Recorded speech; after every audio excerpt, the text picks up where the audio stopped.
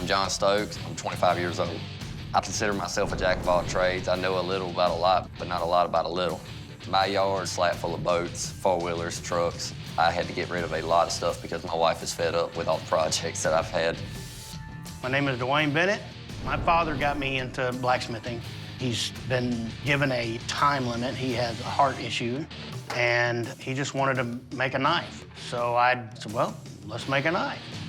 My name is Drew Hash. Having been a chef, I was always working with knives, and I kind of got tired of not getting what I wanted as far as sharpness and edge retention, so I decided to pursue making knives.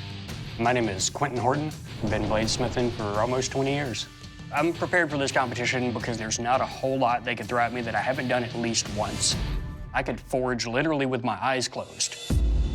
Bladesmiths, welcome to the Forge. You're here to engage in 3 timed rounds of edged weapon-making competitions specifically designed to push the limits of weaponsmithing, all in front of a panel of expert judges who decides which of you will be our next Forged and Fire champion, leaving here with that check for 10 grand. Let's meet them now. Up first, ABS Master Smith Jay Nielsen, Historic Weapons Recreation Specialist David Baker, and last, Edged Weapons Specialist Doug Markida. Bladesmiths, in this first round of competition, you will have to make not 1 blade, but 3. Thought I was prepared. I was wrong. Never in a million years did I guess I was gonna come here and have to make 3 blades. As a bladesmith, that's the hardest thing I've ever had put in front of me. Gentlemen, on your anvils is cloth. Go ahead and lift that up.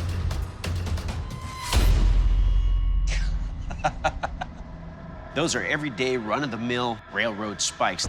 Oh, boy. I've only made 2 of those. Not my favorite. They are harder to forge than regular knife steel. I'm not looking forward to this. Railroad spike knives can be simple and rustic, or they can be elegant and fantastic. But they must keep some semblance of the spike itself by maintaining and refining the spike head. Your finished blades at the end of round 2 will be tested for strength and durability in a railroad spike chop and for edge retention in a canvas runner slice. You will have 3 hours to forge your blades. Good luck, bladesmiths. Your time starts now. First time we've had our smiths forge 3 knives in a challenge, so I'm really curious to see what's gonna happen. Is the first one gonna be the best or the last one? Railroad spikes was all I used to work on, so I'm comfortable with them. But the wow factor for me is having to make 3 knives in 3 hours. I have no idea how I'm gonna get through it. Let's talk about strategy. Do you work 1 blade at a time, or do you try to multitask and do I different? put 2 spikes in so I can work 1, heat 1. 3 might be a little too much to control. As of right now, I'm going to try to get 2 knives going at the same time, and then I'm going to take more time on the 3rd one. I'm hoping I can keep my mindset on the fact that I have 3 knives. Hopefully I don't mess one up thinking about another one. My plan of attack is to work all 3 blades at the same time because it's more efficient. The risk in doing it that way would be I get too caught up in one aspect of the blade. My wife would tell you more times than not, I go out to the shop to work and, no, it's all right, babe, I'll be in it like half an hour. Next thing I know, I've got sucked into what I'm doing, and it's 4.5 hours later, she's mad.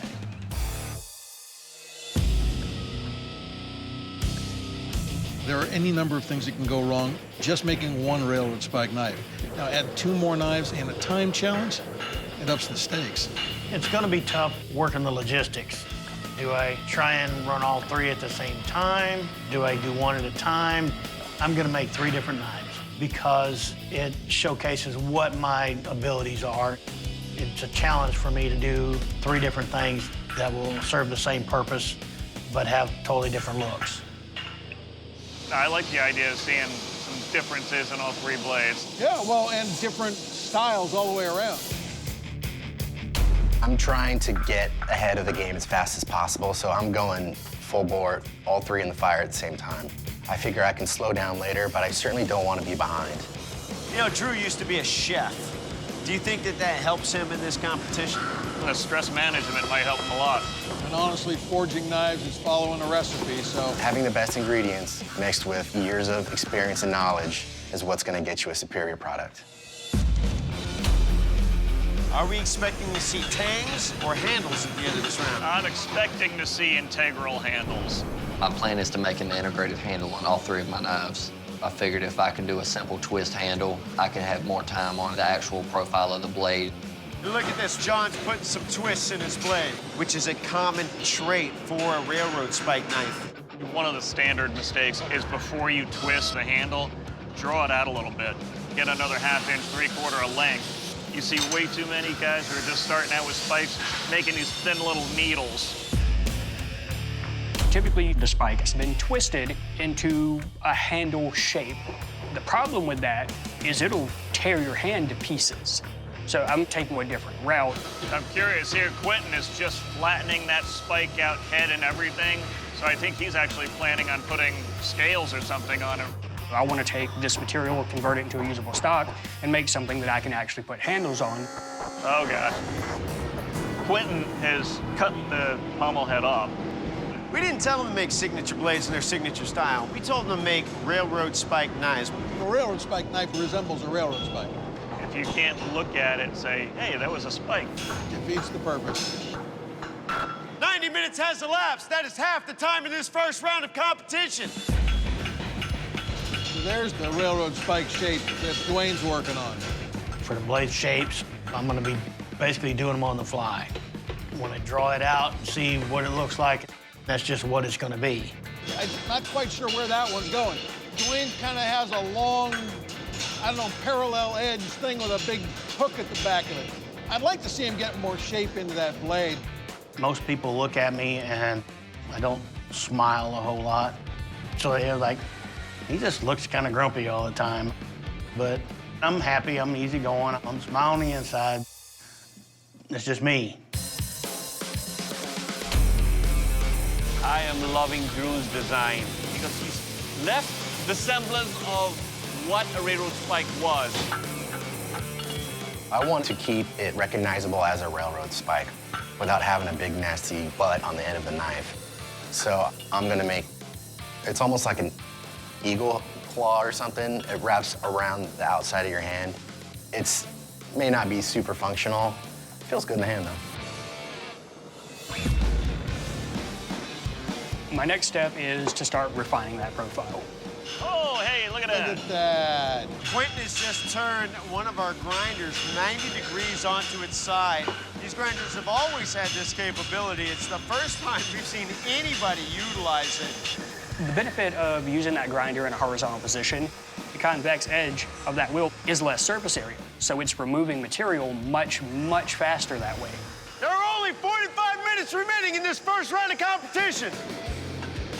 All 3 of my knives are forged out, but I know that I didn't put a whole lot of profile onto these blades like most other smiths would. Mine looked like thinned out spikes. While John has put twists in his handles, his blade continues to stay thin. I'm just gonna keep my knives pretty narrow and hope for the best, but I gotta get rid of any imperfections that I can find. Hammer dents, hopefully no cracks. I got all my blades ready to heat treat. I'll put one in, I'll get it to thermal cycle. So while it's cooling down, I'm heating up another one. Once one's ready, then I can set it off to the side and I can work on the next one.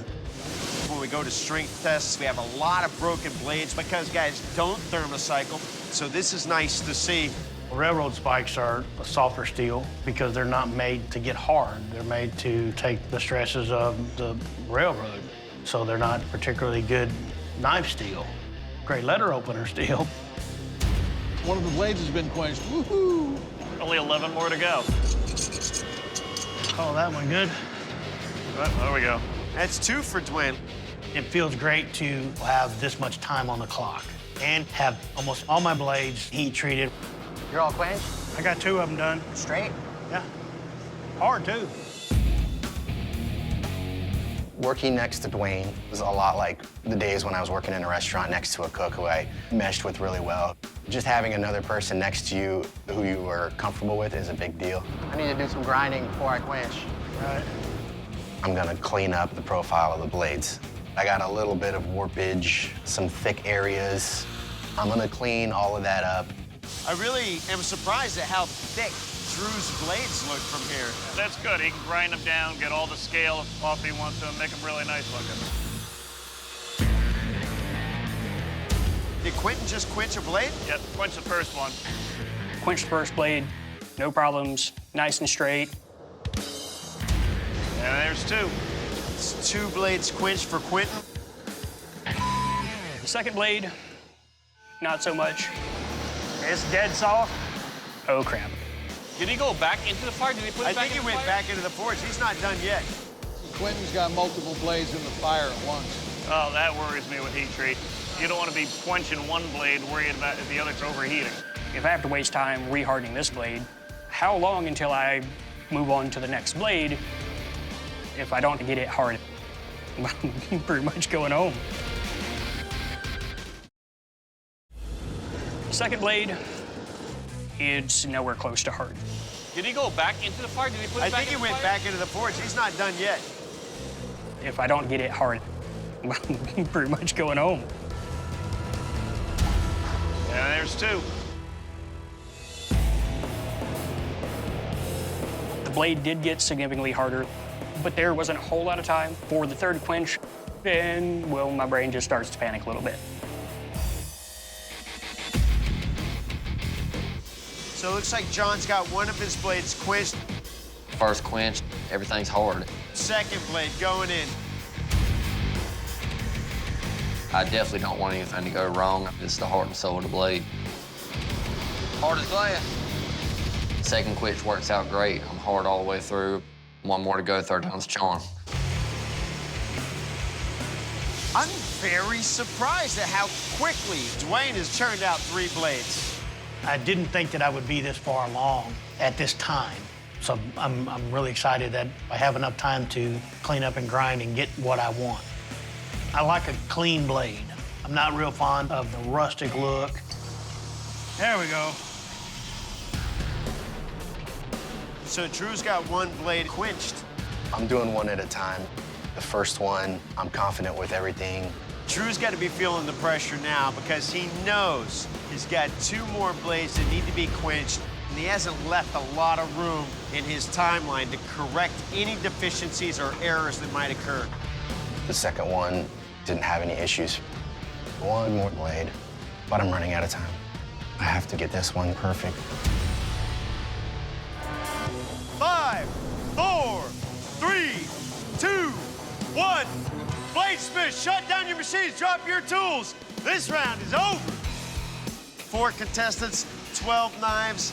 The more that we raise the bar, the more these guys rise to the occasion. This was a very difficult challenge. Never in my life have I thought that I was gonna have to work on 3 different blades in a 3-hour span. Now I just hope that the judges like them as much as I do. 3 hours, 12 knives.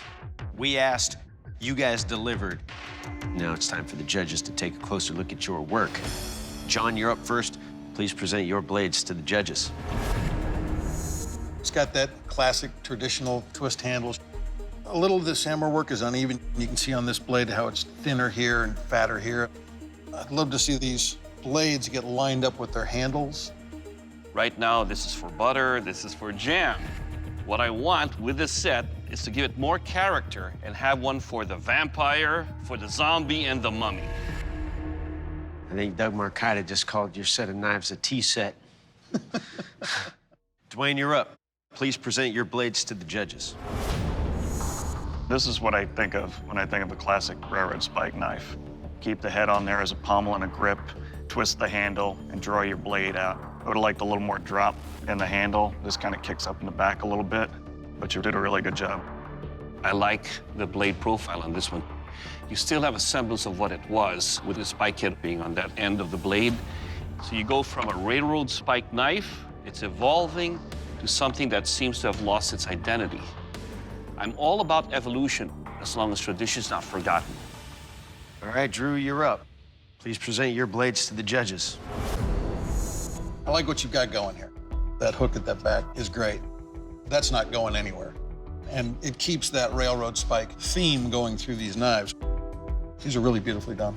Thank you. Quentin, please present your blades to the judges. They're all nice traditional hunter shapes. Biggest problem I have with these is I can't tell that they were railroad spikes. We lost the theme.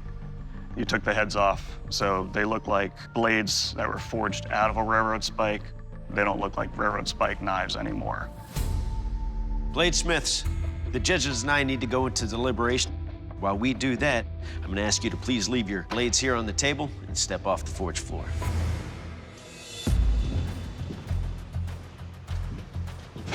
I'd really like to be a fly on the wall in there. I'm seeing two Smiths on this table that absolutely stuck to the theme.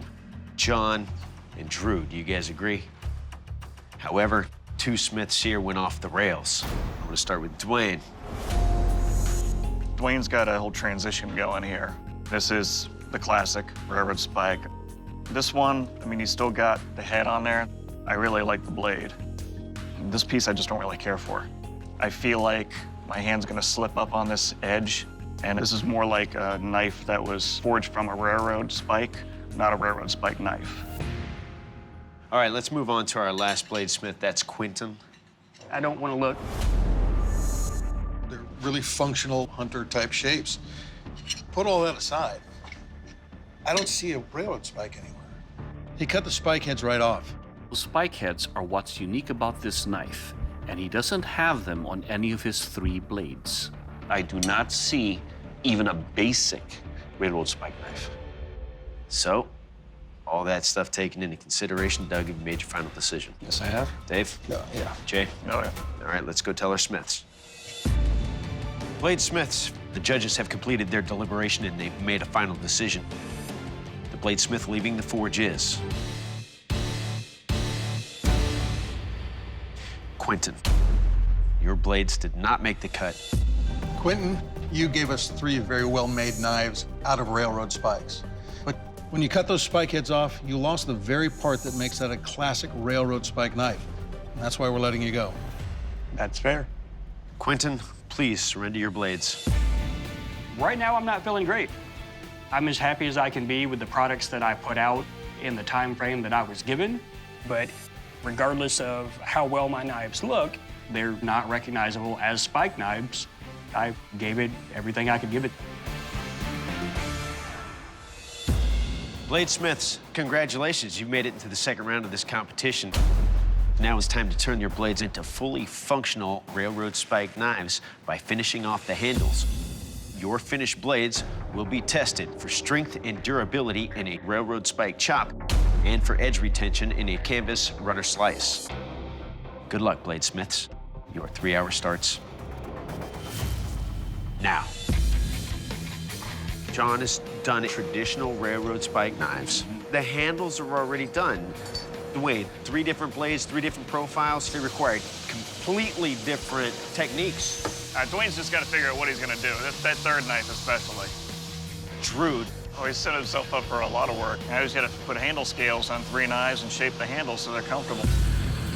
We've seen Smiths fail putting 2 scales on in 3 hours. He's got 6 scales. Right now, I don't really have a strategy. I'm just working on time management and gonna try to get as much done as fast as possible. I think if I just had 1 blade, my hands would be full. The fact that there's 3 is really kicking my butt. Gotta work on the ugly duckling. It's past the spike stage. I can't put the head back on, but I can make it as pretty as possible. If I fall into that, you know, I'm trying to make this 1 blade just right. Next thing I know, I don't have enough time to do the rest. what is John gonna do for the next 3 hours? So I would like to see more characteristics on that blade. The judges said that my blades were a butter and cream cheese set, but at this point, there's nothing I can do to draw the belly out. So I'm focusing on getting these blades realigned and getting them straightened up. Oh, no, this is not a good way of doing this. He's not locking anything in a vise. He's using another set of vice grips to try to do some twisting. He had a wet rag around the blade. Now the wet rag is off. So hopefully that heat doesn't start traveling down into his blade, because he really will have to heat treat him again. Now, I hope Drew marked his blades and his handle material, because it'd be very easy to mix up the handle scales. Then it's chaos. Oh man, that scared me. I never use 5-minute epoxies, which is my only option at this point. Uh-oh. For my 3rd knife, I get the epoxy on the wrong side of the scale. Damn it, damn it, damn it. This epoxy, it's already freezing up. I'm freaking out. I have to work really fast to get the epoxy off, or I might have to start over. I'm starting to think that I'm not gonna make it. Oh man, that scared me. The 3 knives is messing me up. I'm losing track of which one is which. Be very easy to mix up the handle scales. Then it's chaos. For my 3rd knife, I get the epoxy on the wrong side of the scale. Damn it, damn it, damn it. I have to work really fast to get the epoxy off, or I might have to start over. I scrape it off, flip the pieces so that they're properly aligned, and just move on. The judges said this is a classic railroad spike knife, but I would like to see a little bit more drop in the handle. I get the scales on my other 2 knives epoxied and in place, and then start working on that while it's curing. Again, it's that time management thing. Anytime you're adding heat to a knife, you have to be very particular so that you don't get any of the heat traveling up the spine and ruining your heat treat. If I ruin the heat treat, the edges are gonna roll, it's gonna crack. That is the most important part of functional blade. You have just 90 minutes remaining to finish your work. I can't stand finished work. I would much rather be forging all day long and have someone else sand them out and bevel them where they need to be. John's been at the grinder for the last 90 minutes. I suspect for the remaining 90 minutes, he'll be over there. Have some nice little toothpicks. That'd be fabulous. I'm gonna put a mirror finish on my blades. My grinder at home is a 3rd horsepower. To do this amount of work, it would take me at least 2 days. But I have to be very careful with this. I don't want to make my blade too thin. Drew has got his blades ground. He's setting up for his handles. I'm feeling behind. I got a lot of catching up to do. It's go time. I need to shape these handles really fast. The handle is not completely refined. I'm gonna have to live with it. I'm stopping what I'm doing and I'm gonna sharpen. I don't want my edge too thin because I know it's gonna be brutalized. And if I have a real keen scalpel-like edge that I love, it's gonna chip or possibly break the blade. I've got plenty of time. I don't have a whole lot to do. John is at the back of the forge over there, and it looks like he might be acid etching his blades, which is kind of a cool accent. Got like 30 minutes left, and I still have a lot to do. I'm just gonna have to grind them with the clamps in place. I've done all I can do, and it looks good. Is John sitting down all done? Yep. I hate to be the guy that sits down and just watches. John has called it. I cannot think of anything else to do. Dwayne's in scramble mode right now. Am I gonna have enough time to get my grinding done so I can get my shaping done and my pin's gonna stay put? It's gonna go right to the last second to see if I even get it all done. 5, 4, 3, 2, 1. Bladesmiths, shut down your machines, drop your tools. This round is over. 3 blades in 6 hours to a finished point where they can be tested. That's a pretty impressive feat, and I'm pretty proud of that fact. Welcome to our strength test, bladesmiths. We're gonna take your blades and beat them repeatedly into these railroad spikes. What your blades do to the spike, I don't really care. I wanna see what the spikes are gonna do to your blades. John, you're up first. You ready? Not exactly, but I'm gonna do it anyway. I'm nervous as hell. My knives are thinner than the others, so I don't know if I can hang.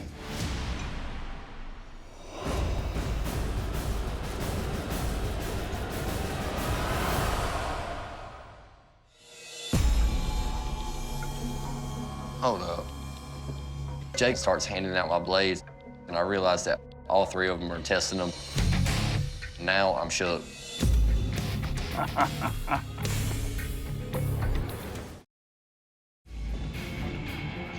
Hold up. I realize that all 3 of them are testing my blades. Now I'm shook.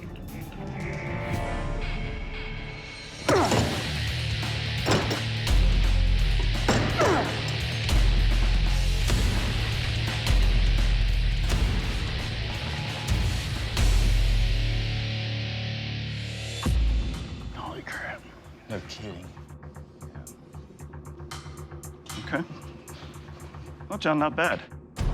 You got a little edge damage, a little deformation. A little too soft on this one. This edge, not bad, a little brittle. This one held up the best. Overall, you survived the strength test. Nicely done. Thank you. Dwayne, how you feeling? Let's do it.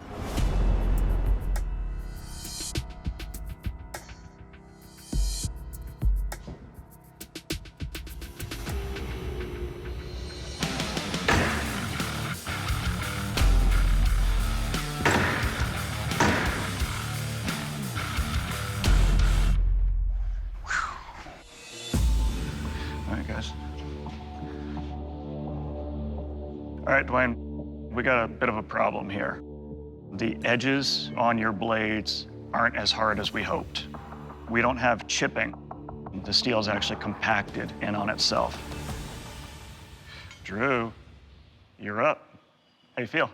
Nervous? Nervous? That's all right. Be over in a minute. I'm completely distraught inside.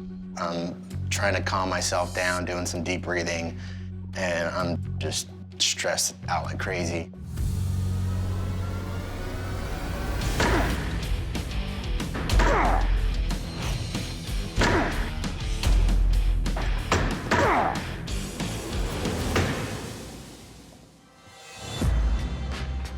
All right, Drew, your blades are actually very comfortable, except for one point, these hooks back here.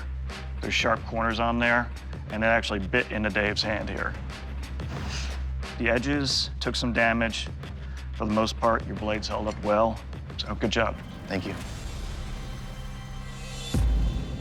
All right, bladesmiths, it's time to see what kind of edge your blades still have.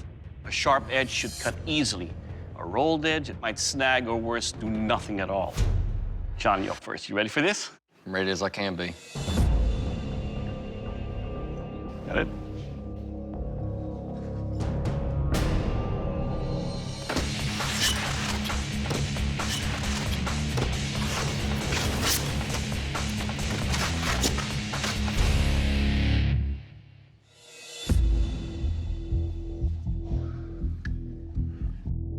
All right, John, all your blades have areas that are sharp and some areas that aren't as sharp. On the inside of the canvas, your blades cut, but on the thick edges, they had a hard time cutting through. But all your blades will cut. Thank you, sir. All right, Dwayne, your turn. You ready? Let's do it.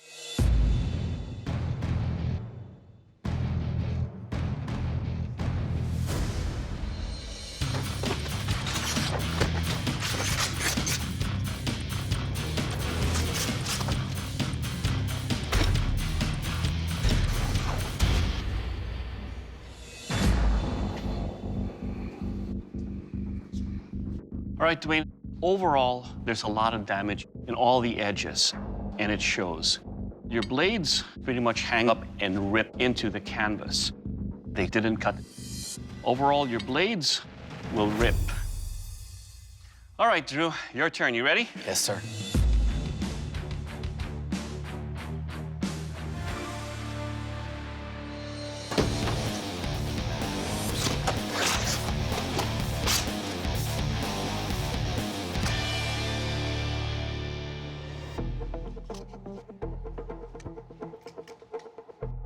All right, Drew, there's some areas here that are damaged, and it's exactly those areas that hung up on the canvas. But overall, your blades here will cut. Thank you. Bladesmiths, for one of you, your journey stops dead in the tracks right here. The bladesmith leaving the forge is Dwayne. Your blade did not make the cut. Yeah, Dwayne, though I like the diversity of blades you made for us, your knives suffered the most damage in the strength test, and that was really made apparent in the sharpness test. So that's why we're letting you go. Dwayne, please surrender your blades. Pretty disappointed, but I'm gonna go home with my head held high. I'm very happy with what I've accomplished here. I'm looking forward to getting back out in the shop with Dad and working on some knives. John, Drew, congratulations. You've made it to the final round of this competition. Now we're sending you back to your home forges to recreate an iconic weapon from history. The arming sword. The arming sword was the sword of choice for medieval European knights during an era of advanced armor, when swords needed to penetrate both armor and flesh. The blade's point has a distinctive taper, allowing pinpoint thrusts into vulnerable areas on an enemy. A central fuller in the blade reduced its weight, making it a well-balanced and effective one-handed weapon. Wielded with a shield in the opposite hand, knights were protected as they delivered deadly blows, powerful enough to cleave a skull in two. In 1429, French troops made a heroic counterattack at the Siege of Orleans, led by Joan of Arc, wielding the arming sword. The blade parameters are as follows. Your blade must be double-edged and include a central fuller that runs at least half the length of the blade on both sides, a guard that is upswept, and a disc pommel. I probably make 40 kitchen knives a year. I'm not a sword maker, so it's gonna be interesting. You will have 5 days at your home forge to accomplish this task. At the end of those 5 days, you will return and present your blades to our panel of expert judges. And only after they've thoroughly tested them will they declare one of you our new Forged and Fire champion, who also leaves here with that check for 10 grand. Make it happen, gentlemen. We'll see you in 5 days. Good luck to you.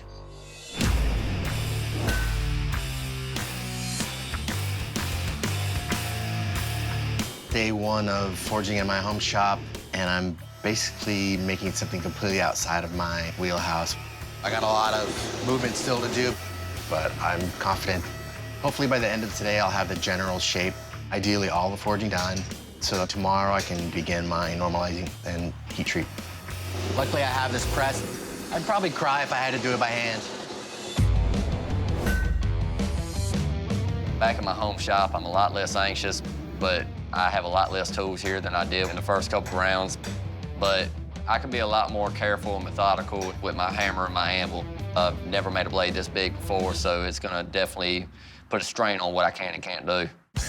My blade's gonna have a very simple design, but I wanna show the judges that I can make more than just butter knives. The hardest part of making this sword for me is gonna be that fuller. Making sure that it lines up and I actually get the indentation like I want is gonna be a bit of a challenge. I can do a lot more than what I showed in the first round and second round. I've got the general length and profile of the blade established. So today I'm going to work on the fullers and heat treat. I've never done a quench with fullers in, so I'm not sure if it'll keep things straight or will make them want to warp more. Moment of truth.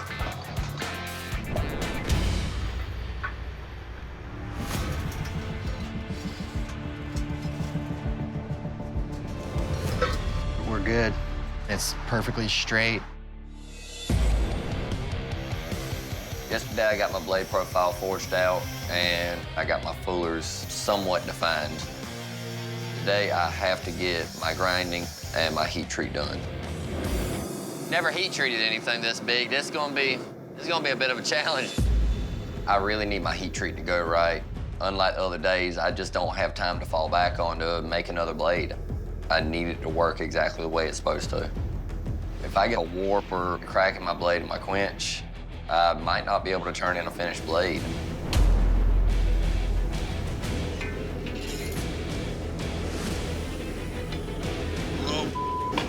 I caught a warp. That really sucks. Gotta heat treat again. Going in for a second quench is really risky.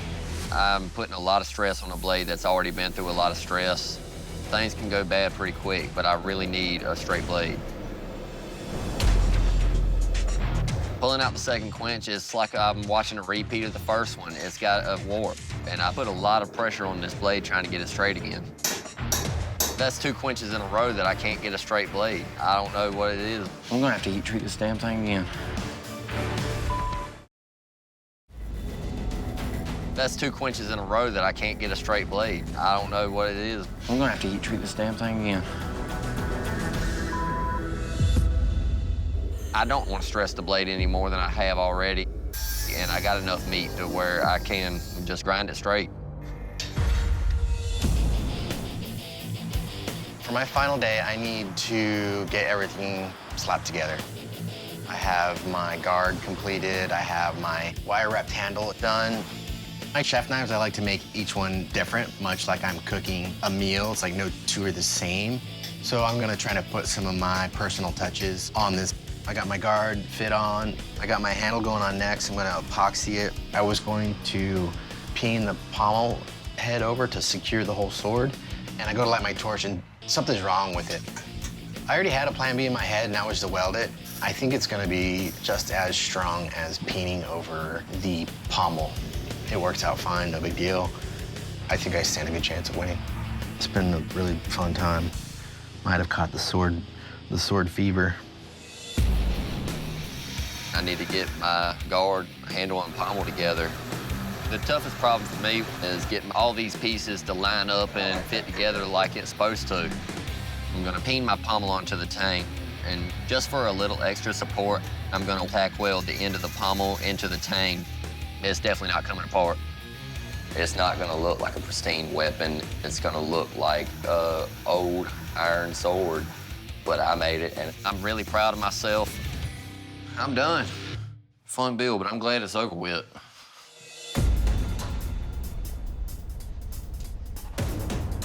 John, Drew, welcome back to the Forge. John, tell the judges about your weapon. It was a bit of a challenge to make that. I've never made anything quite that big. The sword's made from 5160, and the handle materials, Guatemalan rosewood and black walnut. All right. Drew, how'd it go for you? It was incredibly brutal. By far the toughest, funnest, and most beautiful thing I've ever made. I used some zebra wood wrapped in steel wire for the handle and a little bit of copper for the pommel. Well, it's nice to hear you brought the best thing that you've ever made, because you're gonna need it. The weapons tests start now. And up first, the kill test. Doug? Bladesmiths, the arming sword. It's a cut and thrust weapon. To test the lethality of your arming sword, I will deliver slashes and thrusts on these boar carcasses. John, you're up first. You ready for this? Yes, sir. Let's do this. That hide is super thick. To get through that, you really need a very fine edge and not a lot of weight behind it. And I didn't build that.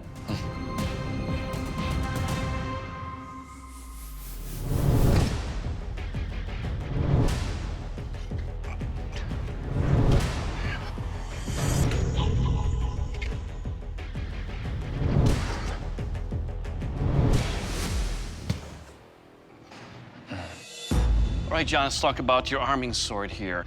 It's heavy. It did cut on some parts of the carcass, other parts it just bounced off. Thrusting-wise, though, it did what it was designed for. This will kill. Thank you, sir. All right, Drew, you're up. You ready? Yes, sir. Let's do this.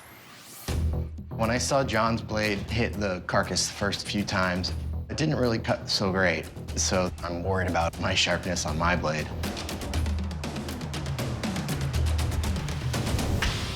Oh, nice.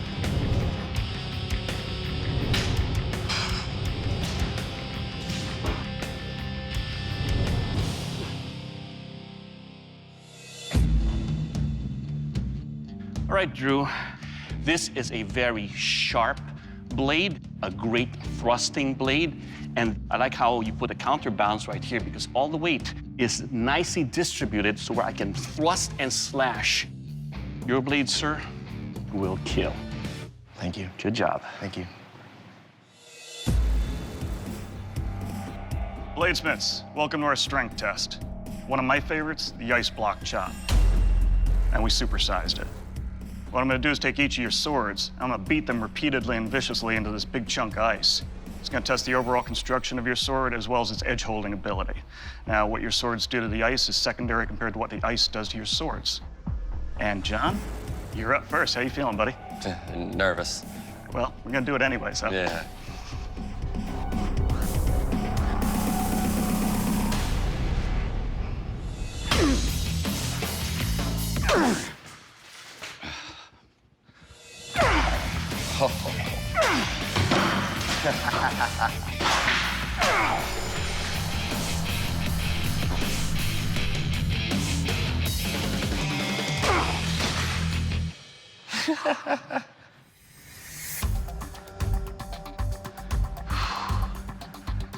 Well, this is very heavy, very hard to control.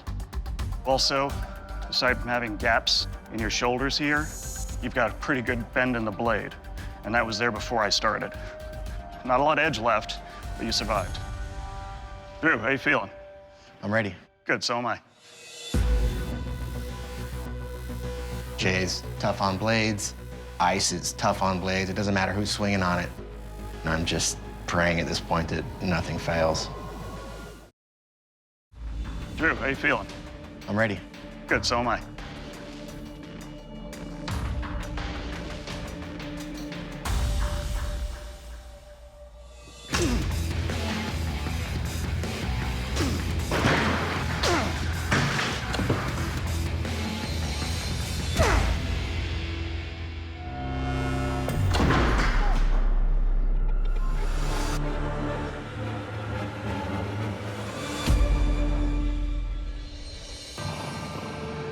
Drew, this is a beautiful sword. Thank you. Blade is still razor sharp, which is very impressive with an ice block chop. That being said, the ice block chop is meant to be brutal. It's meant to test the overall structural integrity of your sword from tip to pommel. Problem is, I'm holding your pommel in this hand instead of this hand. So that's an issue. Yeah. Drew, your blade has suffered a catastrophic failure. I have to ask you to please leave the forge. I'm sad that my blade failed, but I feel really good about the fact that I was able to make something completely outside of my wheelhouse. But none of that matters if the pommel comes flying off. If the functionality isn't there, the aesthetics really do not matter. I had a ton of fun. I would do it again in a second. I'm super excited to get back to the West Coast and just get back to work, chipping away at my custom orders. John, congratulations. You're the next Forged and Fire champion. Good job. Thanks. You'll be receiving a check for $10,000. How do you feel? I didn't want to win like that, but I feel pretty good. I made butter knives in the first round. I come back with a beast of an arm and sword, and now I'm Forged and Fire champion. Good job, brother. When I get home, the first thing I'm doing is buying a press and get right back out to the shop and forge some more. It is only driving me to do more.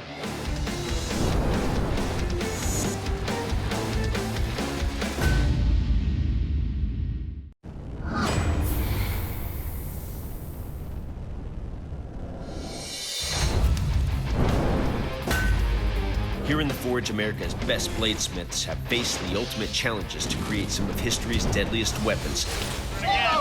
But tonight, out of the Forge, out of electricity, and out of time, I'm out. oh my God, 4 bladesmiths battled the great outdoors in a heated struggle to become the next Forged and Fire champion.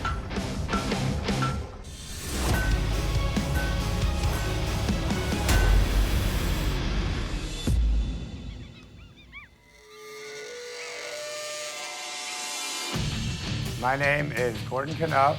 Everybody calls me Gordy. As a chef, I work with knives and fire all day long. Knife is the most important thing to a chef. Without that, we are nothing. My name is Trevor Rideout. I started making knives because my first elk, I tried to quarter him, and I couldn't even get through his hide. So I wanted to make my own knives, so I had something that was reliable for hunting. My name is Mike Camp. I'm from Ontario in Canada. I spent quite a few years living in remote areas, worried about falling through the ice and being eaten by grizzly bears. I don't get rattled, so everybody better pull up their socks because they've got a real competitor here. My name is Devin Cornell. I've been a correctional officer for 17 years. The job is very intense, high-paced, so no matter what comes my way, I will overcome. There is no challenge that is too crazy. I'm ready, bring it on. Bladesmiths, welcome to Camp Forged and Fire.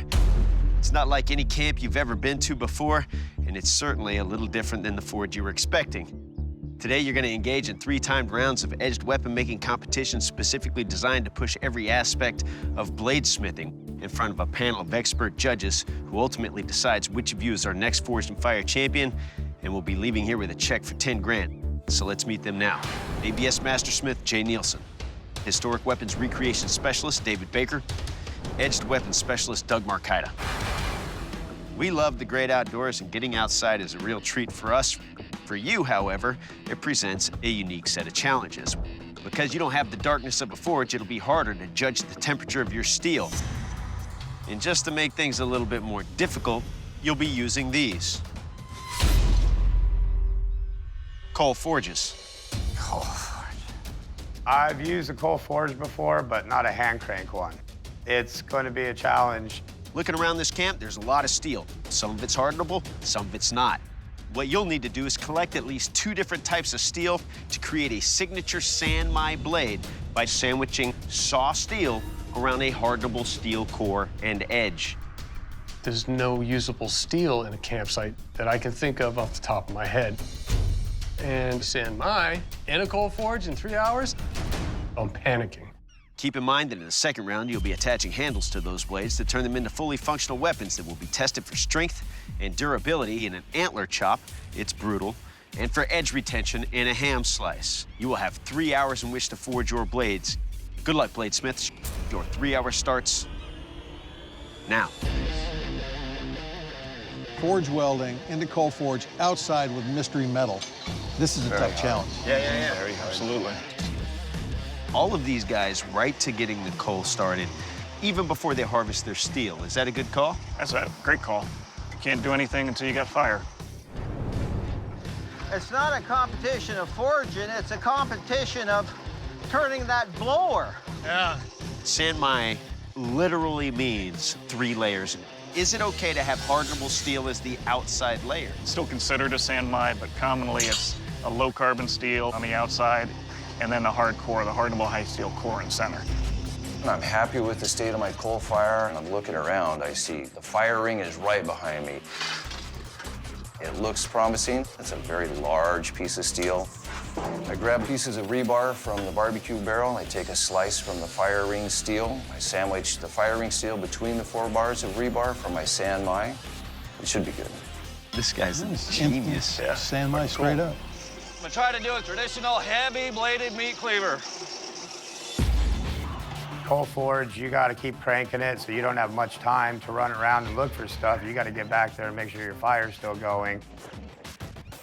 I'm going to use the bar stock from the back of the chair as my center, and then I'm going to use the fire ring pit to sandwich my bar stock to make my Sanmai. What I do like about what Gordy's doing is he's got 2 forms of hardenable steel going into his blade. It's a great idea. Mike has got a lot of smoke coming out of his forge over there. Coming right at us. Yeah. And once he opens that up and gets some steel down inside that and mounting the coal there, it's going to heat up fast. I'm making a dagger-style blade. The types of steel I'm using, it's a large fire ring because it's high-carbon steel. And for the mild steel components, I cut them from a hammock. Mike's planning on slicing it and opening it up and using that for the outer walls of his Sanmai. They're thinner material, and it's going to take me less time to weld them. But if you're not careful, you can overheat the thin material and actually burn it instead of welding it. I am not feeling confident at all about this challenge because I've never done Sanmai in a coal forge. I've decided that I'm going to use the fire ring as my center, and I'm going to probably go with a barrel as my mild steel.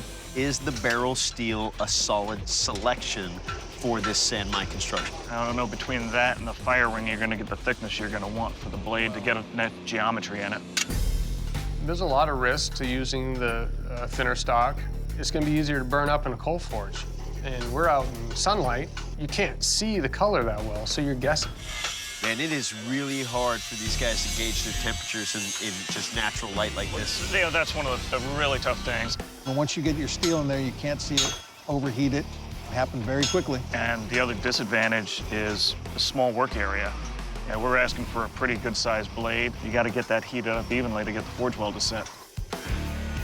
When you have to use a hand crank bellow to power that coal, you can easily lose track of what's going on and melt your steel away.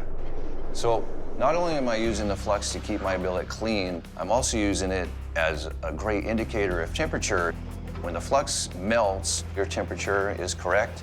It's a great time to strike. Oh, nice. Oh, there Kevin's you got go. a nice temperature there. I'm very happy. I believe that it's welding right now. and I quickly throw it back into the coal fire to try to maintain that temperature. I feel great. Bladesmiths, 1 hour has elapsed. You have 2 hours remaining to finish your work. Oh, boy. I'm having issues with getting my bar heated properly. Overheated the metal. And it just starts forming cracks. It's just spider webbing everywhere. You think that Gordy's just having a hard time judging temperatures? Yeah. I eventually decided to scrap it and start looking for other metal to use. Come on, Gordy. Oh, come on, Gordy. Find another way. There's always a way to work around. I find a big tent spike, and I'm gonna use that now. I figured I'd be able to get 2 inches width out of it and then be able to add my mild steel to it. He's got to get that steel to relatively the same thickness as his outer portion so that they can heat up evenly. Is that correct? Heat evenly, weld evenly.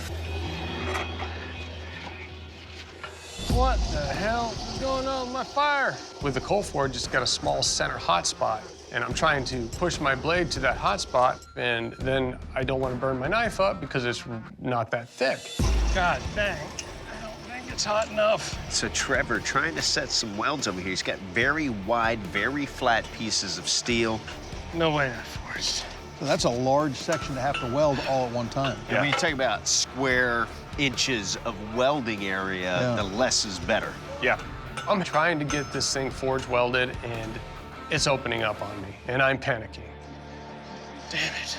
I need to get these welded up. If I don't, I don't have a Sanmai blade. This is hard as hell. Want a towel? Oh, no, I'm good. The big hammers just make sure my welds are good. Hit it hard, and if they open up, I'd go back, but they're doing great. I truly believe I'm ahead of the game.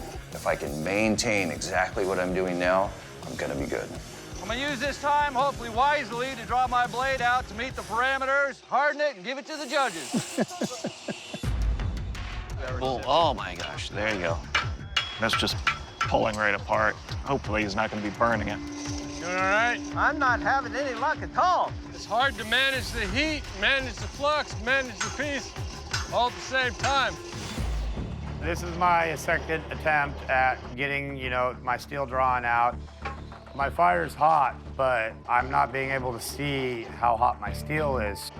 And I'm heating it up too much on one end and not enough on the other.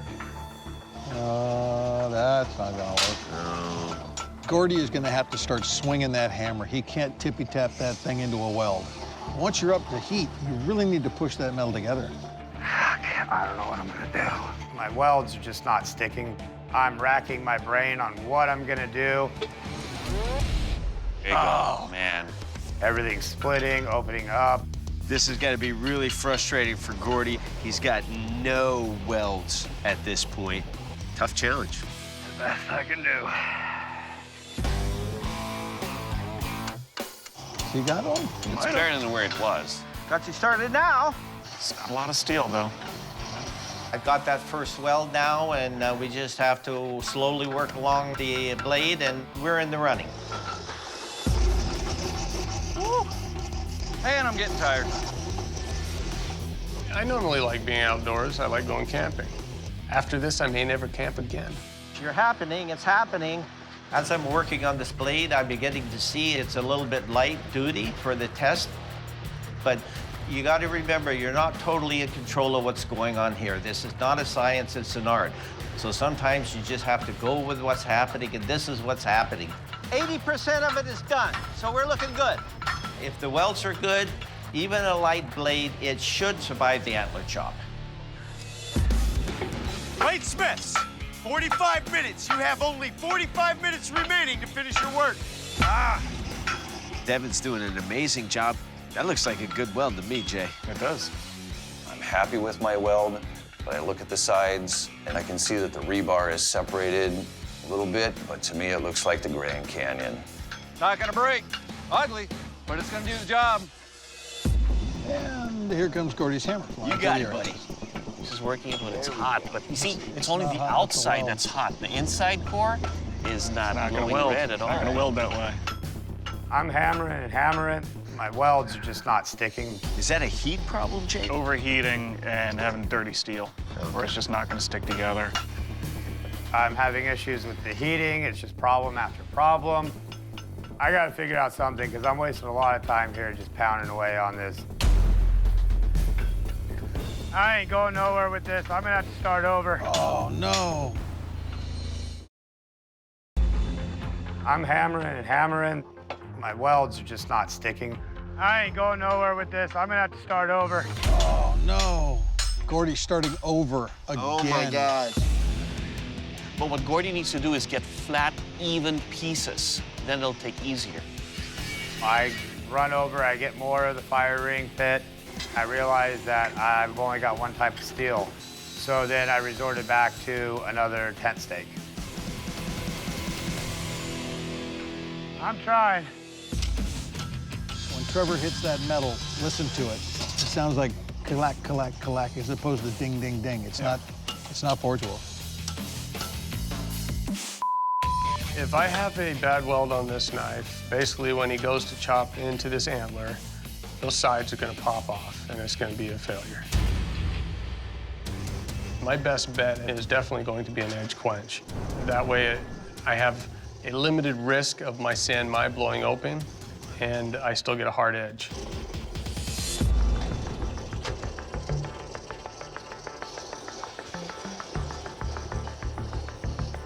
I wasn't in the oil very long.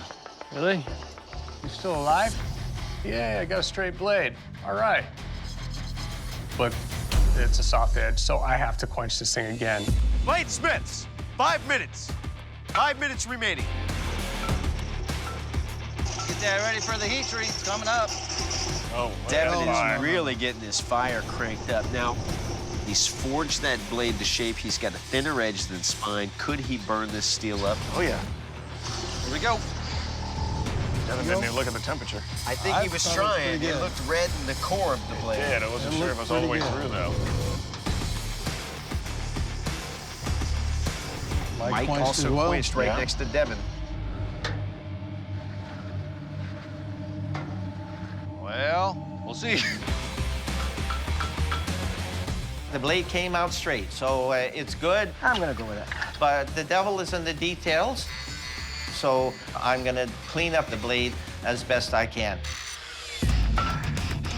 Gordy swinging that huge hammer. Getting the heat up, but that's still a single piece of steel. It's not looking good.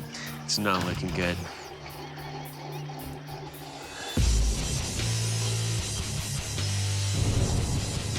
Trevor went in for a second quench just now. Oh, popped welds. You can see them on the side of Trevor's blade. One of those welds that popped out and warped away. These D-lams they're a big deal. I mean, this could definitely send me home. If I had more time, I would try to forge weld these delaminations shut, but I don't. I'm out of time. I'm gonna polish a turd.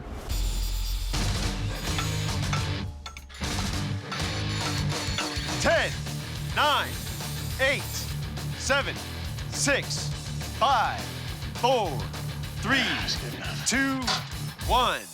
Bladesmiths, this round is over. Holy cow. I'm kicking myself. I put in the effort, I put in all the power I possibly could, but I don't have a Sanmai piece. Bladesmiths, that was a tough first round of competition. However, at the end of this round, you were to have a signature Sanmai blade, quenched and hardened. Gordy, your blade is not quenched, it's not hardened, it's not a Sanmai. You failed to meet the parameters. However, it's about heart, and you win out like any champion should, swinging, and we appreciate that. Thank you. But Gordy, I have to ask you to please leave camp. Heard. I didn't turn in anything close to what their parameters were. I worked my butt off. I did my best. It was overwhelming for me, but I wasn't gonna give up because that's not the person that I am. I am upset with myself, but I'm gonna keep making blades, and I'm going home with my head held high. Bladesmiths, welcome back from camp and welcome to the Forge. That was tough enough to cause a round 1 parameter failure. that doesn't mean that you're safe from elimination. So, it's time for the judges' critique. Trevor, you're up first. Please present your blade to the judges. This is probably one of the widest blades we've ever had turned in round one. It feels like it's a real chopper. The main concern with your Sanmai is you've got some metal flaps coming apart, especially on the spine. If I were you, I'd definitely address this because I will never pick up a blade that has cracks and openings in it. But I like your design. Thank you. All right, Mike, please present your blade to the judges. Mike, you got some issues here. You got a wave going down your blade. You've got delaminations all the way around. And I can see light through the tip here. It's almost like a snake tongue. And it's also a very lean piece. Maybe try to close them up and add some more mass to this, especially in your tang. All right, Devin, please present your blade to the judges. There's a lot of steel here. It was really impressive to watch you forge weld this together. Thank you. There are still some visible delams, but it's still solid. And it would be nice to see some kind of a stop at the back of this. This is kind of asking to go flying, but really well done. Impressive to watch. Thank you. All right, bladesmiths. The judges have agreed. You're all moving into round two. Now that your blades have been tempered, it's time to turn them into fully functional weapons by attaching handles to them. However, you can only use bone, horn, or antler for your handle scales. You will have 3 hours in this round. You can use some of that time to address the flaws that were identified in your blades, and I highly suggest that you do, because at the end of this round, your weapons will be tested for strength and durability in an antler chop, and for edge retention in that ham slice. Good luck, gents. Your 3 hour starts now. And off they go. Off to the races. Devin's going straight to the welder. I know the first thing I need to do is fill in the Grand Canyon on my blade. Getting that weld all the way into that seam, I'd start grinding it first and then weld it. My big concern is to try to maintain my heat treat and temper as is. Weld the other side. I'm not the best welder, so I'm gonna do the best job that I can and see where I end up. The worst thing you could do is not finish your blade. My game plan is to work on the handle, get that out of the way. I'm going to be putting a nice large moose horn handle on it. There's really only one downside of working with antler material is it stinks like hell when you have to use a power tool on it. That's not healthy. So the judges pointed out my cold shuts, and it is a big concern for me because it's a weak point. So what I'm going to try to do is some exploratory surgery and see where those cold shuts really are and how deep they go. I got a feeling he's going to keep grinding that, try and make it thinner, and then those voids are going to pop back up because the bead didn't go all the way down. As I'm grinding this blade, I'm seeing those cold shuts are pretty bad. This could definitely send me home. As I'm grinding this blade, I'm seeing those cold shuts are pretty bad. I have to be careful because my blade's already thin. And if I grind away too much material, I just create another problem. So my only option is to go to the welder. I'm trying to tack it right in the seam. Hopefully it holds it in place. 1 hour has elapsed. You have 2 hours remaining to finish your blades. So I get the crack in my blade filled with the welder, go to the pantry to look for a piece of proper antler material. It's more difficult to find the perfect piece of organic material formed in nature to fit a curved tang on my big, heavy blade. Usually, I find the antler first and make the knife to fit the antler. I find a very nice piece of water buffalo horn. I can make a multi-piece handle to fit the curve of my tang. When you're mixing epoxy, if you mix a bit of iron filings or sawdust in with it, it gives it quite a bit more grip.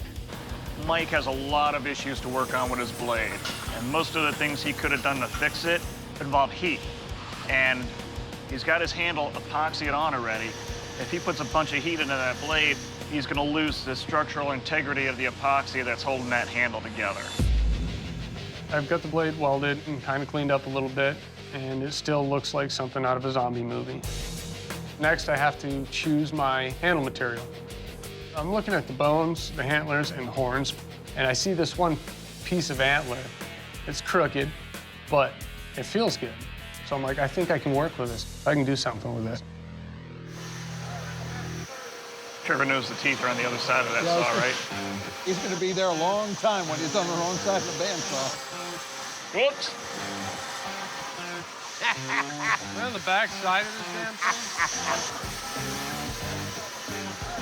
Use the toothy side. 45 minutes, bladesmiths. I'm struggling with my handle buildup with 4 pieces. I go to pin it, and it's off. There's a gap. That's when it really comes in handy if you can attach your scales together temporarily. So when you put them on, they're even on both sides. I'm getting frustrated trying to figure out how I'm gonna fix this. I go for a spacer. Leather is a perfect use. It fits with the water buffalo horn. Devin's taking a lot of time getting it all matched up.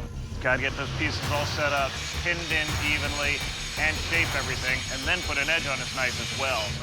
I have a tremendous amount of epoxy, but it worked. I persevered, fought my way through it, and I got them on. 15 minutes, bladesmiths. The clock is ticking down, and I haven't sharpened the blade yet. Mike's still got delaminations all the way down the edge of that blade that he hasn't addressed at all. Because my blade's thinner, I'm keeping a blunt edge so it would survive the bone chop. Time is running out, and I still have to continue shaping that handle to get it right. I'm hand sanding my handle, and I just noticed that it's not quite pushed up against the metal of the blade. This is not what I want to see right now. I'm pretty disappointed. I'm gonna have to put some epoxy in this. This is gonna be a race to the finish?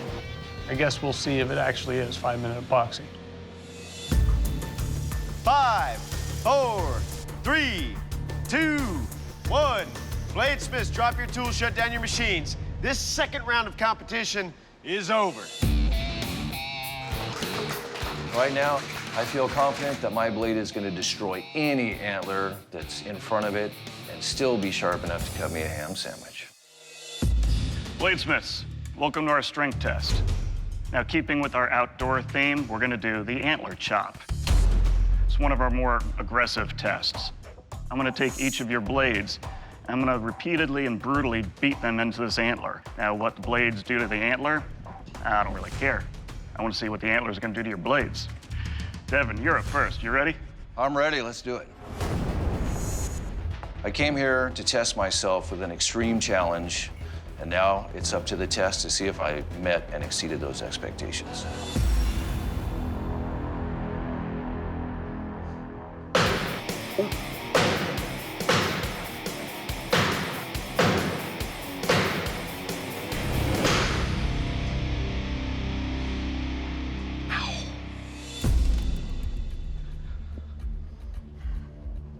Well, Devin, we got a little issue on the edge here. It didn't so much chip out, it more rolled.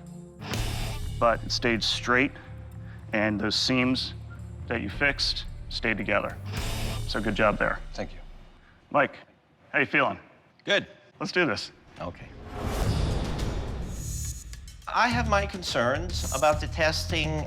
My blade is much lighter than the other 2 blades, but bigger's not always better.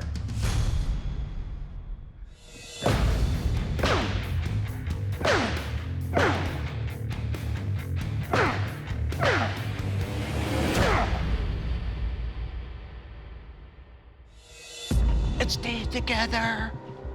Okay, Mike, your knife did survive, but we got a few issues. You had a little bit of a warp before. Yep. Now it's a good bend in the blade. And your blade seams have opened up. So Trevor, you look excited. I'm so excited. I'm really critical of my blades. I always see every flaw, so I'm worried about catastrophic failure.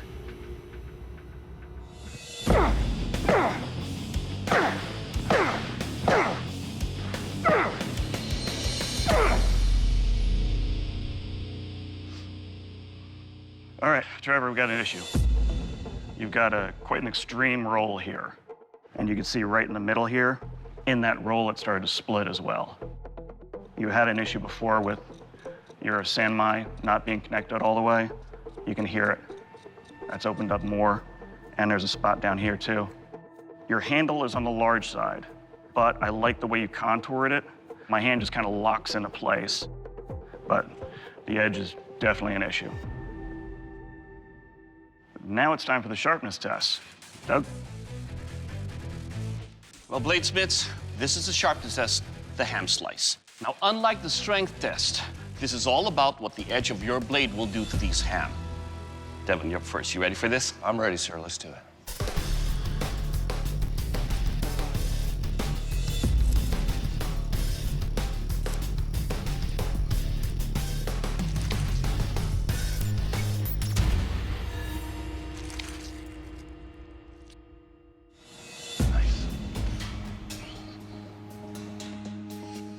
All right, Devin, the angle you have for this lends itself to be a very nice slicer and chopper. You have a very long handle here, so I have to choke up on that. But it does come to a curve so I can hold on to it. Overall, it will cut. Thank you. All right, Mike, time for some Canadian bacon. You ready for this? I'm ready. Let's do this. Okay.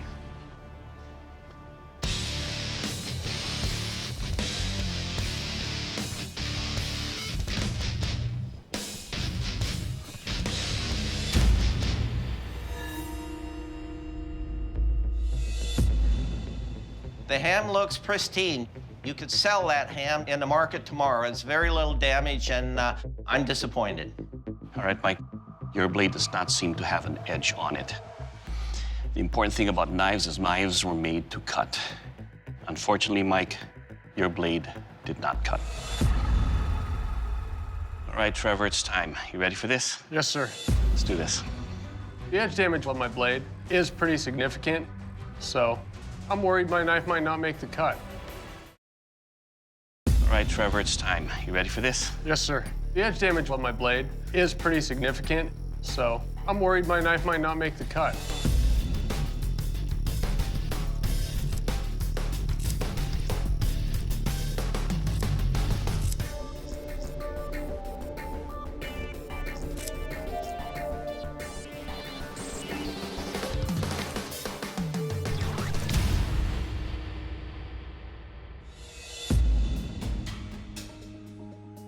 All right, Trevor, because you have a thinner blade here, it took a lot of damage on the strength test.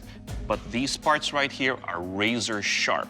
That kind of geometry is able to cut cleanly through the ham.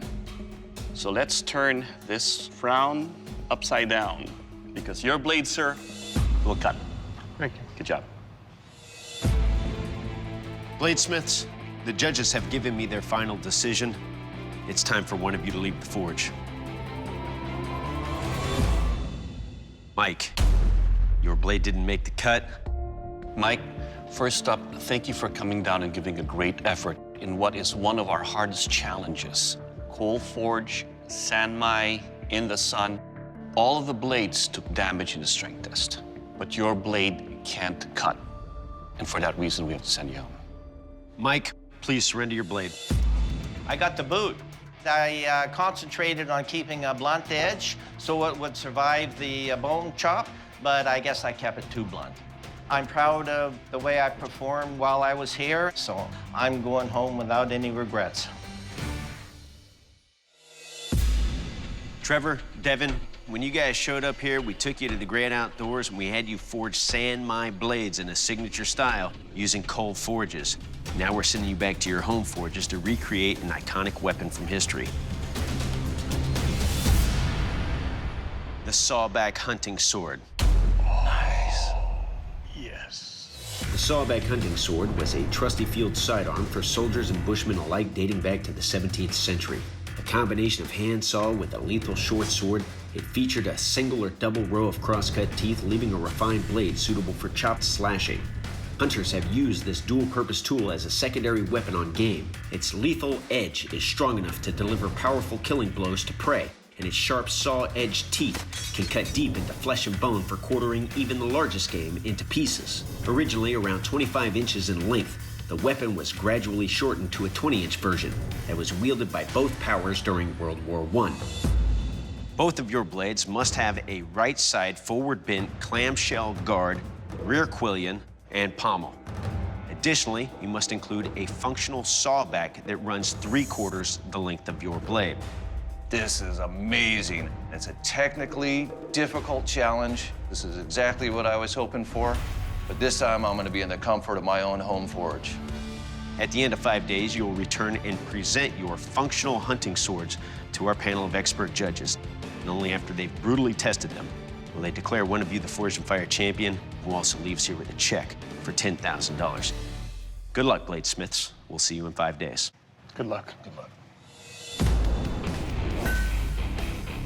I'm excited to be back at my home forge. I'm choosing to use 5160 for this build because it's great for its ability to hold an edge under heavy use, which I believe a sawback brush cutting sword would be used for. My first plan is to produce a spring fuller down the center of the blade. I gotta leave it thick so that I have enough material to forge it out and get a nice profile to the cutting blade. I know that fullers add a lot of strength. They're decorative, they're very elegant, and most importantly, I just might have a little edge with my ability to produce a fantastic fuller. It feels good to be back at my home forge, but I've never made anything as complicated as a sawback hunting sword, so it's gonna be a huge challenge.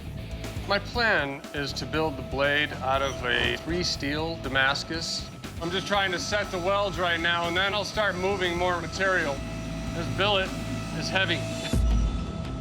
Using the Damascus, it does add a degree of difficulty to the build, but in the end, I think it makes a better looking blade. And if it comes down to aesthetics, the Damascus will help me win. I didn't make as much progress as I would have liked on the first day. Tomorrow, I'll start hammering out something that looks kind of like a sword. Today, I'm gonna work on the sawback and do my heat treat. Never cut saw teeth before. Very tedious. Keeping the same angle with the file on 60 teeth, maybe? There's a lot of teeth on there, I didn't count them. I'm done filing, I'm happy with how sharp these are. Now I'm gonna do a little bit of heat treating. No pings! I can't believe it. I'm cleaning this blade up for my tempering, and along the fullering groove, there's cracks on each side. This blade's ruined. So, with so much on the line, I'm starting over. Definitely a make or break kind of moment. I can't believe it.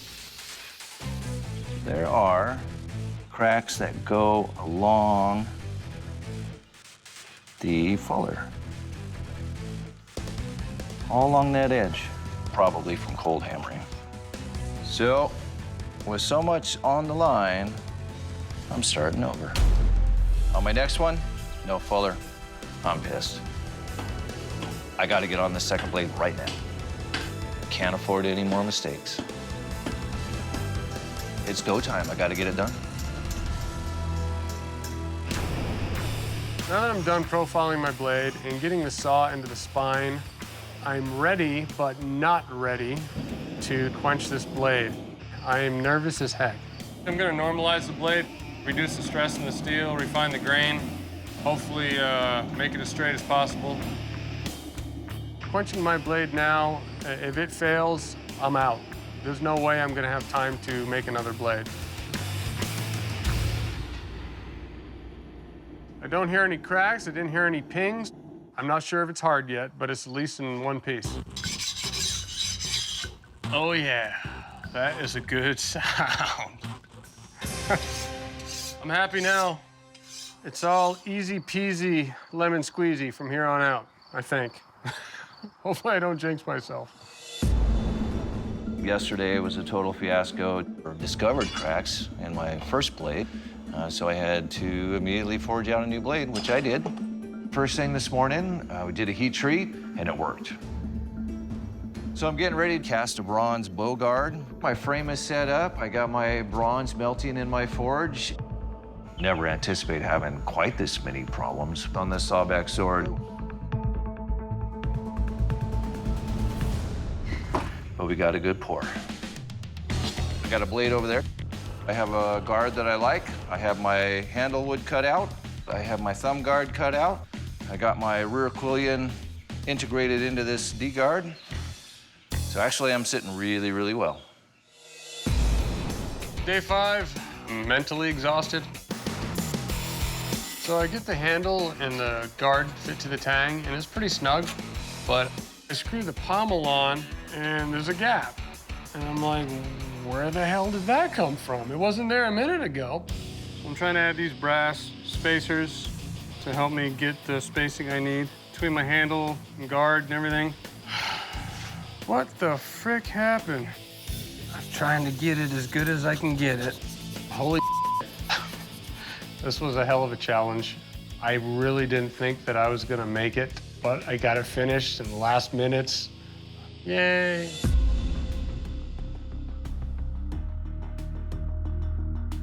Trevor, Devin, welcome back to the Forge. You've had 5 days at your home forges to work on your finale weapons.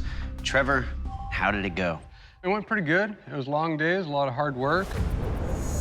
It's a 115-layer Damascus, 3 steels. The guard is constructed out of steel I had left over from the blade. Great. Devin, tell the judges about your blade. Unfortunately, it's the second blade I made. The first one developed a lot of cracks. I use a 5160 single steel blade. It has a bronze guard, a brass clamshell. I feel great. This is awesome. Well, gentlemen, your blades look beautiful, worthy of hanging on the walls. However, they still have to be tested. Up first, the kill test. Doug? The Sawback hunting sword. As the name implies, it's used for hunting, to hunt for the kill. I'm gonna take your weapon, deliver lethal blows on this ram carcass. Trevor, you're up first. You ready for this? Yes, sir. Let's do this. My heart is just pounding, and all I can think is, don't break, don't break. Trevor, you're up first. You ready for this? Yes, sir. Let's do this. My heart is just pounding, and all I can think is, don't break, don't break.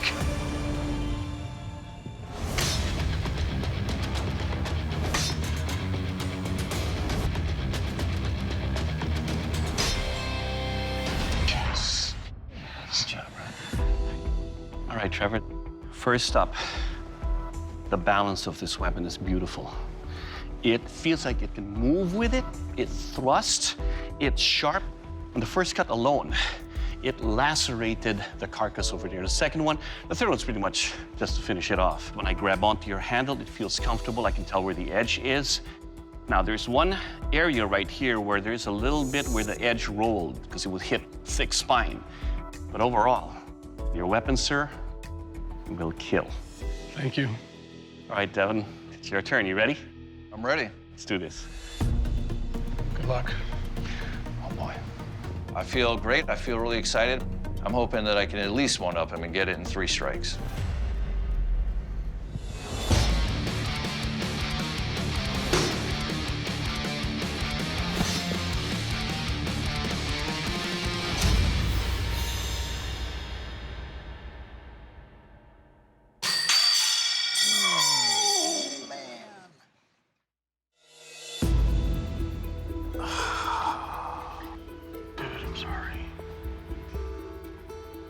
Well, Devin, first up, aside from the obvious, I must say that that's a beautiful handle. Thank you. It feels good in the hand, quality stuff. Your blade broke. Look at the grain structure. And your grain structure over here shows that it's rough. Looks like sands on the beach, so that's a heat treat issue. So I really appreciate that you brought us a beautiful sword, but it had critical failure, it broke. Devin, I'm just gonna be direct. Your blade has suffered a catastrophic weapons failure and can't continue with testing. In other words, it doesn't make the cut, and I have to ask you to please leave the forge. Thank you. I came in here looking for the hardest, craziest challenge I could get, and I think I got it. Winning would have been great. Second place on Forge and Fire, I'm happy with that too. It's been one hell of a ride. Trevor, congratulations. That's a beautiful blade. You are our new Forge and Fire champion and will be receiving a check for $10,000. Good job, brother. Thank you. How do you feel right now? Overwhelmed. I mean, this is amazing. I feel really, really, really good. Yeah? What are you gonna do with all that cash? I'm gonna give it to my wife. That's a good call. I came here to prove to myself that I'm good enough to be in this competition. Great job, man. Thanks. And I proved today that I not only deserve to be in this competition, thank you, but I won it.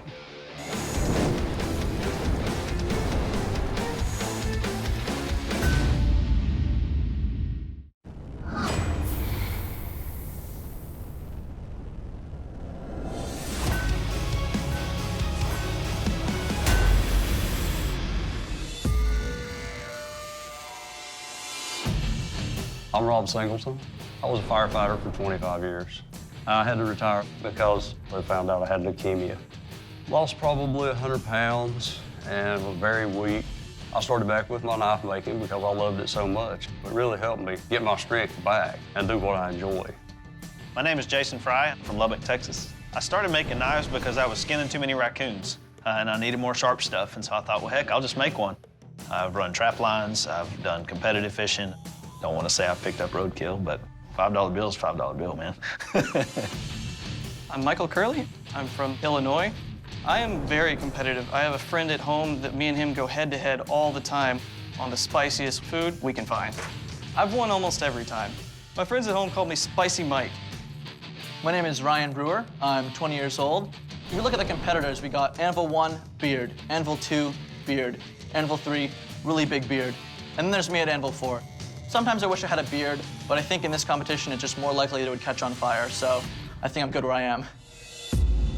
Bladesmiths, welcome to the Forge. Each of you is here to engage in 3 timed rounds of edged weapon-making competition specifically designed to push you to your limits, all in front of a panel of expert judges. These are the men who decide which of you will be our next Forest and Fire champion and take home that check for $10,000. Let's go ahead and meet your judges now. Up first, ABS Mastersmith Jay Nielsen. Historic Weapons Recreation Specialist David Baker, Edged Weapons Specialist Doug Markida. All right, gentlemen, let's just barrel right into this. In your first round of competition today, you'll be using this. And man, it's small. I'm wondering what he's got hidden under there. I'm thinking ball bearings. I'm thinking little stubs of something.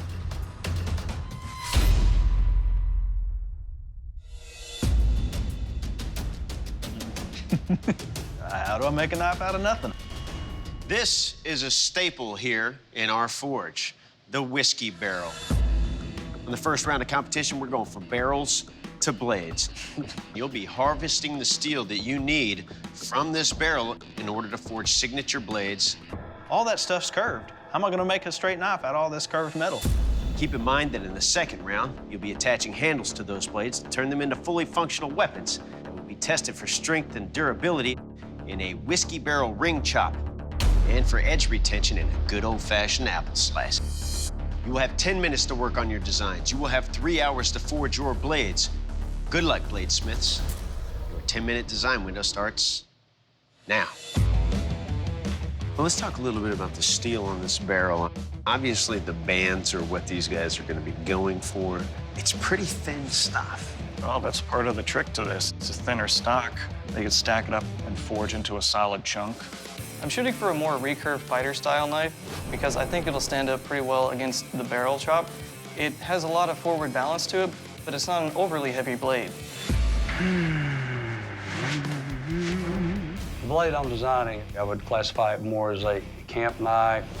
I'm choosing this type of blade because it's a blade I'm comfortable with making, and I'm hoping that I have enough steel to finish it. I'm planning to forge a hybrid between a competition chopper and a slicer. The design is a little more focused toward the chop side of things. I'm a pretty competitive guy, not so much in bladesmithing, but I do competitive ballroom dancing. So you might see some fancy footwork on the floor. I'm gonna make a Texas bowie. It'll be long and thin and tapered with a good straight clip point.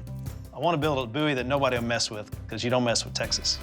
Bladesmiths, your design period is closed. Your 3-hour forge time starts now. Off we go. No wheels So at you all. want to grind or hold it? Cut off. Got it. So what's the basic strategy? Cutting, cleaning, stacking, tacking, heating, whacking. That's pretty much it. There's only so much of that thin band steel on there that's good. Yep. so they might not have enough steel. They're going to have to supplement that hardenable steel with something. That's what I'm thinking. Coming up short on steel is never an excuse, especially when you've got a whole barrel full of mild steel in the back left corner of this forge, and you can have as much of it as you want. I'm gonna take the high carbon steel from the barrel and I'm gonna laminate that together. I'm not going for the mild steel, so that way I don't have to deal with the warping issues that comes along with mild steel. My plan going forward is just to set the forge welds and see what I can do with the amount of steel I have. I don't see that any of our smiths have harvested enough material to get a 10 to 13-inch blade. The big hurdle to overcome is having enough steel. Right, so either supplement it with some scrap material out of our bin or go straight and make a can. I took the high carbon steel and I cut it into 12 4-inch pieces. My goal is to take that billet, get a good weld, draw it out, and then forge weld a mild steel onto the, and hopefully get a Sanmai. This is not a technique that I would normally do, but I needed to add some thickness to this billet so I have a little more metal to work with. The first thing that comes to mind is that I know I'm gonna have to forge weld.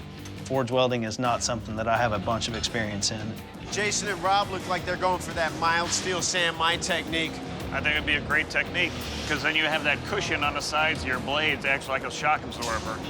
My game plan is 3 layers of hardenable down the middle and 2 layers of mild steel on the outside so that I can get the thickness that I need.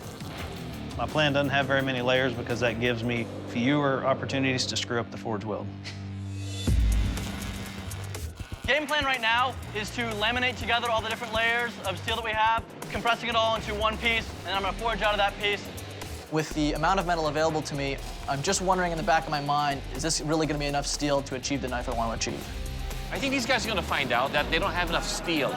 So is it okay to forge out what you got and then say, well, okay, I'm gonna add more now? You can, but the longer the piece gets, the more tricky the forge weld's gonna become. So it's better off doing it now while it's a shorter stack. You only have 2 hours remaining to finish your work. You see Rob's material? It's like paper thin at this point. Need to add mass to it. My forge weld is pretty good, but I think I'm gonna be a little thinner than I wanna be. I need to add some more mild steel to this billet. Rob's adding more steel to his blade. I feel like this is gonna work. We'll find out. About 2 years into my sickness, I nearly wasn't here. I don't quit. You could ask my wife and my children, they'll tell you exactly how hard-headed I am. All right. Sticking? It looks like Jason's billet is sticking together. Looking good, man. Hammering a little bit of a tip in here, right? I guess who's got it? Solid. There's no weld lines. Everything's clean and good to go.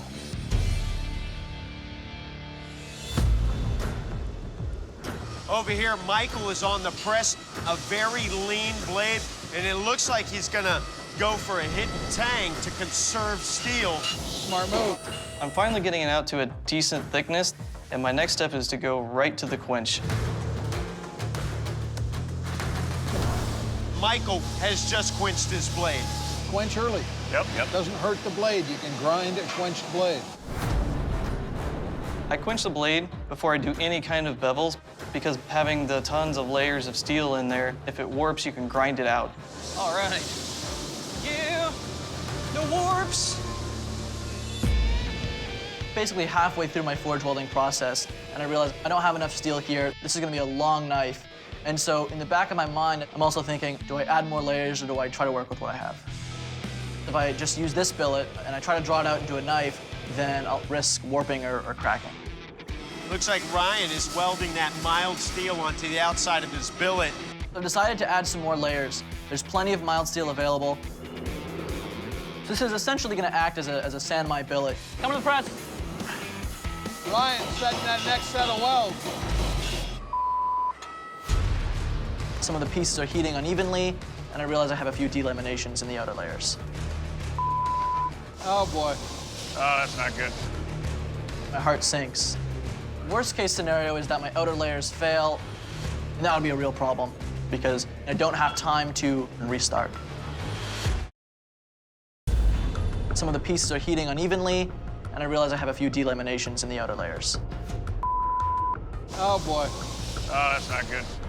Worst case scenario is that my outer layers fail and that I've essentially wasted that extra step. But I'm realizing that I can grind off the bits that are delaminated. The delaminations are only at the ends and only in the sides of the billet. The core steel is still good. Jason's set up on the flat platen over there. He has a thinner blade than most of our other smiths out here. When it gets that thin at this point, I think you just do an edge quench. Forget about the rest. So it won't warp that way. Here we go. Oh, crap. A little bit of a twist, I think. Yep. Do it again. I'd let the knife get too cool to straighten it, so I'm gonna have to go back in the forge. Jason's in the quench again. Don't be stupid on me now. Still twisted. You know, they say insanity is doing the same thing over and over again and expecting a different result. But I'm gonna try it a third time.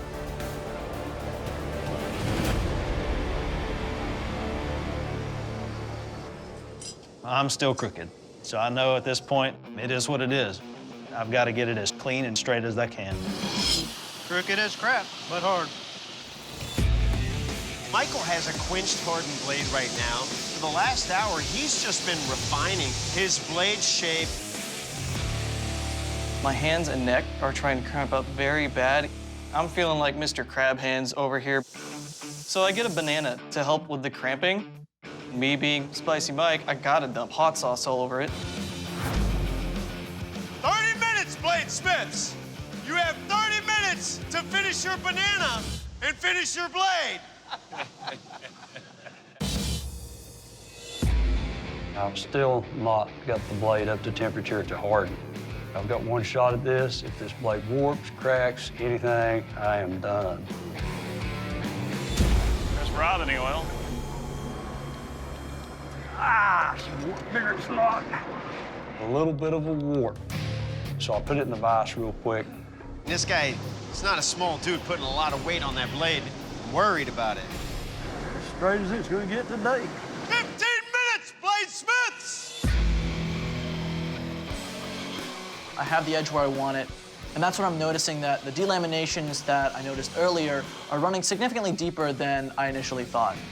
But I'm not overly concerned at this point. Oh, look at that. Look at that. Ryan just peeled back a piece of steel on his blade. Oh, dude. Yeah, right? You got plenty of mass. Oh, yeah, no, I'm not even worried at all. Yeah. It's like whoop, whoop, whoop, whoop, whoop, whoop. He's showing Mike like it's a joke, but this is a serious problem. Yeah. At least it's on the tang, though. Hopefully it doesn't travel further up into the blade. The heat treat is going to be what makes or breaks the blade, very, very literally. This is when I'll find out whether or not those dewelded issues are going to show up. Woo! Aha! The knife looks straight. Woo-wee! I know there are some surface issues, but this hardening has proved that those issues are just surface issues. 10, 9, 8, 7, 6, 5, 4, 3, 2, 1. Bladesmiths, shut down your machines, drop your tools. This first round of competition is over. So I'm looking at my blade knowing I've done the best I can. I'm gonna throw up a prayer. I don't know if God cares about Forged in Fire or not, but I know he cares about me, so I'm gonna give it a shot. Well, bladesmiths, that first round of competition seemed to go smooth as Tennessee whiskey. Now it's time for the judges to take a closer look at your work. Rob, you're up first. Please present your blade to the judges. Rob, I really like this shape, but I'm assuming your hands are quite a bit larger than mine. Yeah, that's what I figured. There's just probably an extra inch of handle there. If I were you, I would definitely deal with these D-lams, especially the ones down here low on the blade. Jason, please present your work to the judges. Jason, I think you win the award for the biggest curve in a knife I've seen this season. That sucker's got quite a bend to it. But if you carefully apply heat in the spots you need to on this blade, you should be able to straighten everything out. Your handle doesn't have a lot of contour in the back end, but good job. All right, Jason, first up, I like the shape of your blade here. On your blade itself, there's really no delaminations or issues that I see with it. Good job. Michael, you're up. Please present your work to the judges. Other than these funny little D-lams right up here, your steel looks fantastic.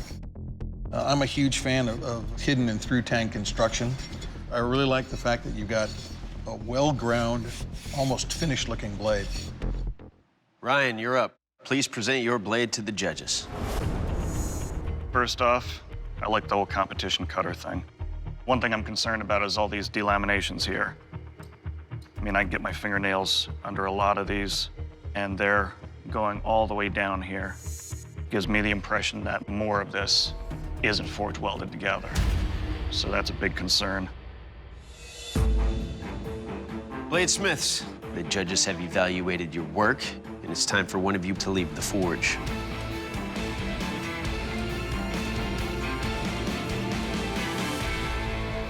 Ryan, your blade did not make the cut.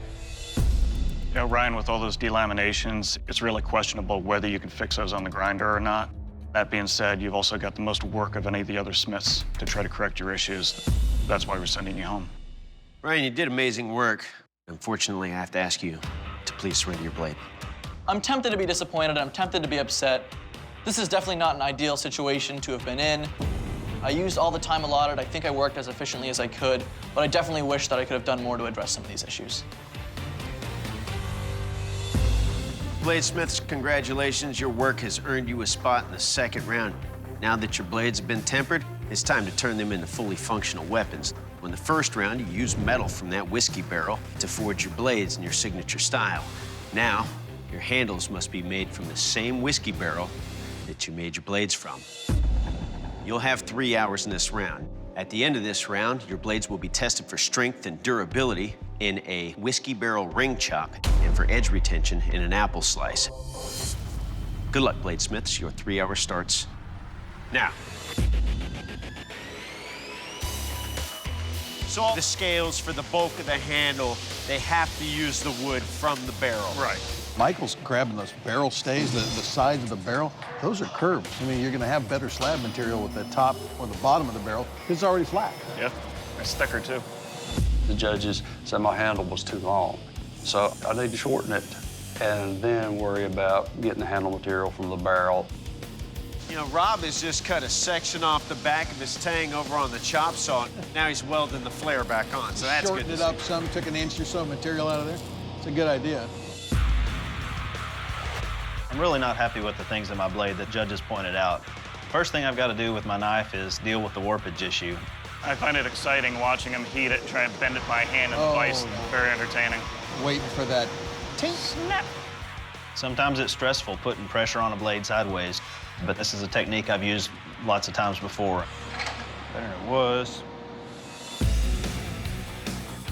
Michael's gonna have a little bit tougher time having a hidden tang if he's going through, but there's definitely enough material there. So I don't normally make hidden tang knives. I'm not really a fan of them. I do full tang mostly, and it's way simpler in terms of overall steps to finish the product. I've got 3 hours to put a handle on a knife. It seems pretty simple. 1 hour has elapsed. You have just 2 hours remaining to finish your work. Finished grinding, and now it's time for the wood handles. It's a whiskey barrel, so you're gonna have to try to find a flat area to get your pieces from, because then you're gonna have to get on the grinder and make them flat. Now, what about the structural integrity of the wood in the barrel itself? I mean, how tough is this stuff? I don't know, it works very well in Donkey Kong, so strong stuff. I'm pretty sure it's gonna make a decent handle. The judges pointed out some things wrong with my blade, particularly the handle being small. So my plan is to cut the end of my blade off and weld on a new piece of metal to rebuild the handle. So I'm going to weld on some mild steel. All that's going to be covered safely by the scale, shouldn't have any strength issues. That'll give me the chance to correct the handle geometry problem that I had. The judges were really pleased with the fact that I went with a hidden tang knife, but I'm trying to get it to fit inside the wood handle, and I start panicking. That doesn't work. Got it. My only option is really to cut off the tang to meet the depth of the drill bit. Don't do it. Don't do it. I just don't get it. I don't understand Oh, my God. why smiths continuously take material off this tang when it's really easy to drill wood. I just feel overwhelmed, like I'm just not gonna have enough time to finish. Structurally, you want that tang to go at least 3/4 of the way through that handle material. At this rate, instead of having a tang that's going to be stable going through most of the handle material, we're gonna have a thumbtack on the end. At this rate, instead of having a tang that's going to be stable going through most of the handle material, we're gonna have a thumbtack on the end. The tang looks a little shorter than I really want it to right now, but I just need to get it together so it can compete. Michael's gone back to the grinder, and he keeps just hogging away steel off of this tang. It's like thinning out the bones in your legs and then trying to run a marathon. So I've got my scales glued on. I have to get this handle shaped, slicked up, where it feels good in the hand, and then go back and get on my blade and get my blade sharp. Well, my height is a disadvantage at times. Rob's got the squat position going now. I've seen smiths put boxes under there to stand on. I've seen smiths climb on the table, but I've never... You've never seen a half squat? Yeah, the first smith we had to squat over to work on the machine. I'm used to having to adapt. I'm 6'5", and so I'm hitting my head all the time on something. So, yeah, you get used to it. 30 minutes remaining to finish your work. I'll pull the knife out of the vise after the glue is dry, and there's a big old ugly gap on the end. Little gappy. The first thing I try to do is fill it with something. I'm gonna try super glue and wood dust, see if I can maybe get it to blend in. Jason's using a lot of crazy glue filler. I can't really find any dust because they've got good dust collection here. So I have to apply the glue while I'm grinding so the dust will go into the gap. That'll work. 10 minutes, bladesmiths! You have just 10 minutes remaining to finish your bananas. Oh. You guys need hot sauce on it. No hot sauce. The tang didn't quite friction fit like I wanted it to, but I think I'm gonna be all right with it. So now that everything is actually together, all I have to do is minor finish work, and I'm really starting to calm down. I know that I'm gonna make it. 10, 9, 8, 7, 6, 5, 4, 3, 2, 1. Bladesmiths, stop what you're doing, drop your tools. This round is over. I am extremely happy. For having to throw this together in a total of 6 hours, I think this is one of the better knives I've ever made. Bladesmiths, welcome to our strength test, the whiskey barrel ring chop. I'm gonna take each of your knives and I'm gonna beat them repeatedly and viciously into these whiskey barrel rings. I don't really care what your knives do to the rings. I wanna see what the rings are gonna do to your knives. Rob, you're up first. Ready to go? Go for it. This is a real test of the heat treat. If your heat treat's not on in this test, you're gonna suffer some damage to your blade.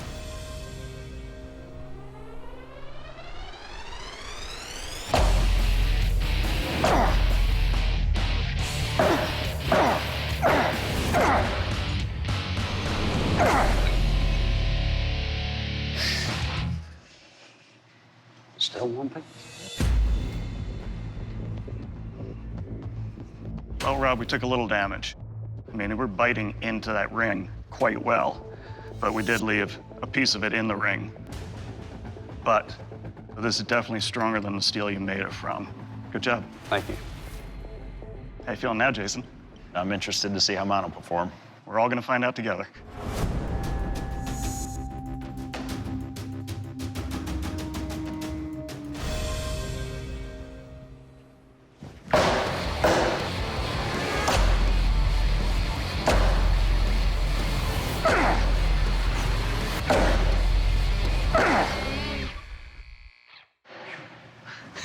Good job, buddy. Man. Jason, very good job on the blade. You got a little chipping and edge rolling, but it's really not much of anything considering what I just did to that ring. The one problem I have is your handle. It's very narrow and rounded, but overall, nicely done. Michael, you ready to go? It's gonna hurt worse than hot sauce watching you smash my baby.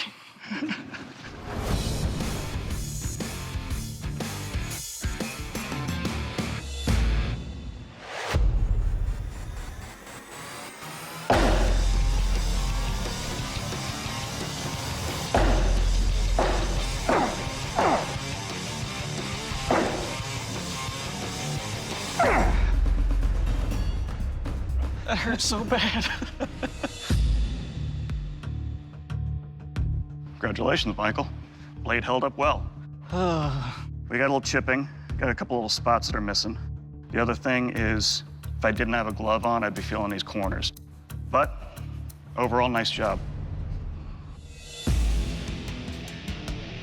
Next up is the sharpness test, a fan favorite, the apple slice. This is all about what your blades do to those apples. Good sharp blade should pass right through them. Rob, you're up first. You ready? Let's see what's left. Okay. There's part of my baby still out there in the floor somewhere, so I'm feeling a little saddened about that. But if I can do well on the apple slice, it could bring me back. If I can do well on the apple slice, it could bring me back.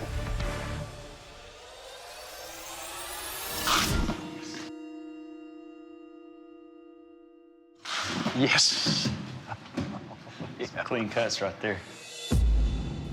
So, Rob, where you have an edge, it's very sharp.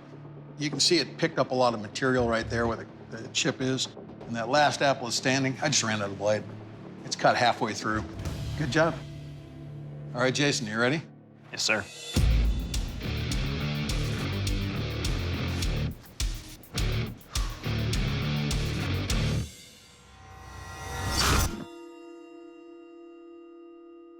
Oh, yeah. I knew you had that. It's a big carving knife.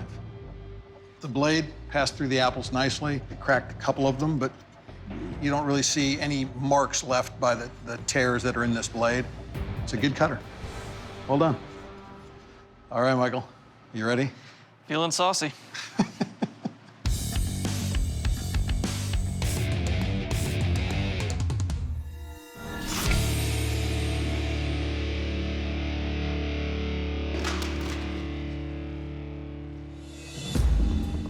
Just catching that last apple and cutting that clean and that thin a slice off of it shows a really sharp blade. Without the grinds going all the way to the edge, it's sort of pushing its way through. It's cutting 3/4 of the way through the apple and then breaking the rest of the way, just wedging it open. It's that wedge shape, probably started riding up on that lower edge. Yep. And just climbed up out of those apples.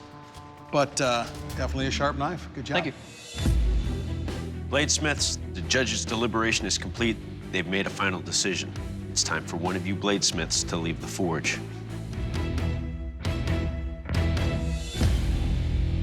Rob, your blade did not make the cut. Rob, you brought us a knife that was beautifully designed with an incredibly comfortable handle, which I really appreciate. Unfortunately, in that strength test, you left about 1 inch of your blade in that barrel strap. For that reason, we're gonna have to let you go. Rob, please surrender your blade. I came out to Forged and Fire to prove to myself that I could still do this after the issues I've had with my health. And I performed. It was very tough, but I made it through it. My family, you know, they had pushed me to come and try to do this. I know they'll still be proud of me. Jason, Michael, congratulations. Your work has earned you a spot in this finale. When you guys showed up here, you used our forge and our equipment to make blades out of barrels. Now we're sending you back to your home forges to recreate an iconic weapon from history. That weapon is the Keong Ji. The Keong Ji is a Chinese polearm made famous during the Han Dynasty in the 2nd century. Over 6 feet long, the Keong Ji featured a fierce point for stabbing and slashing. The crescent of the weapon was equally dangerous and could be employed to dismount oncoming cavalry or tear away enemy shields. A skilled user could also use the crescent portion to ward off enemy attacks. However, the Keong Ji was at its deadliest when employed en masse, creating a terrifying spear wall that kept foes at a distance. The Keong Ji is the famed weapon of Lu Bu, legendary warrior featured in the television series 3 Kingdoms. The length of your double-wave, double-edged blade at the top of this weapon must be between 12 and 14 inches. The crescent blade must be between 7 and 9 inches. And to top it all off, you must include a butt cap on this weapon. You will have 5 days at your home forge to complete this challenge. After 5 days, you'll return with your weapons and present them to our judges, who will test them thoroughly and brutally. And only after they've done that and inspected your work will they declare one of you the Forged in Fire champion, who also leaves with a check for 10 grand. Good luck, bladesmiths. We'll see you in 5 days.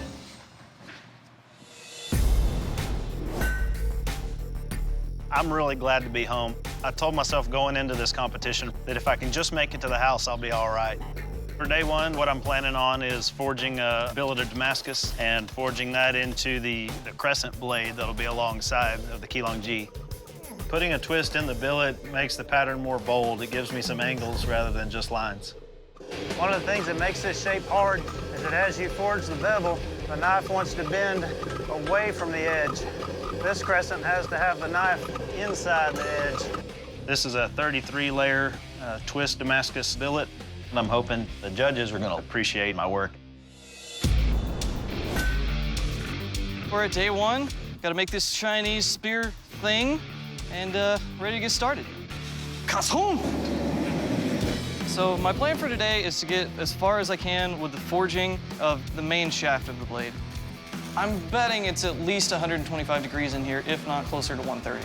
But I've got this press, and it's gonna make things way easier. I could marry this fan right now.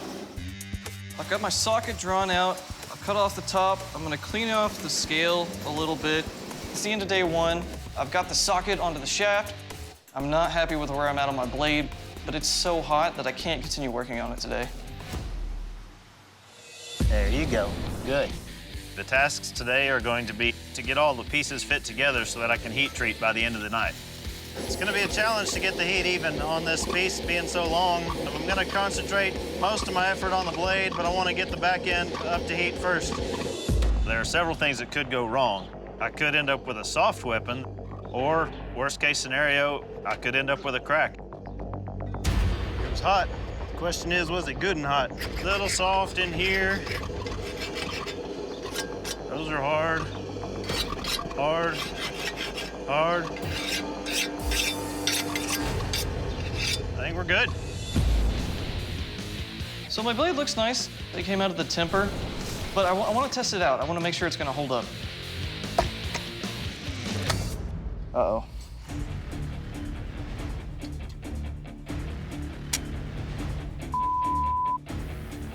Oh, man.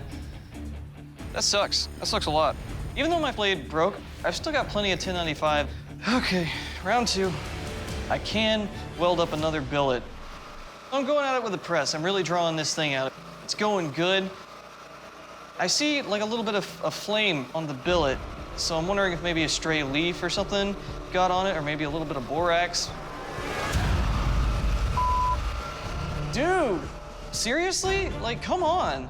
The hydraulic line busted. I lost my press, and that was the only way to finish this thing. I can't make a blade. Congratulations, Jason.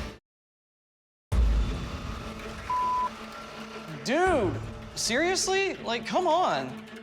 The hydraulic line busted.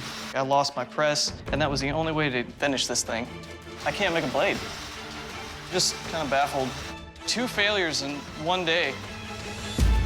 I don't know. So, Spicy Mike isn't really a quitter. I've still got a piece of 5160. I think I can pull something off with that. So my only goal for tomorrow is nothing going wrong, or at least a lot less things. I'm just glad day 3 is over. I'm feeling pretty good. I don't have a whole lot of work to do today. I just basically need to put all the parts together and try to make them look pretty. First thing anybody notices on the beach is the butt, so I gotta make sure this thing looks good.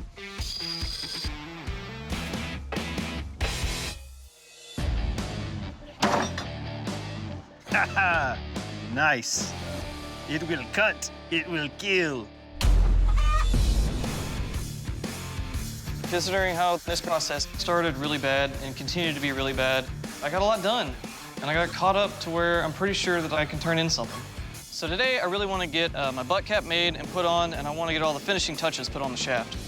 Considering my very first blade turned out to be complete butts, it would make total sense to make a butt cap out of the broken pieces from it.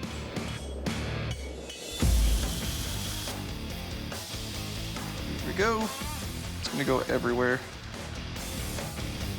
Just want to see all of the work that I put into this thing go to something.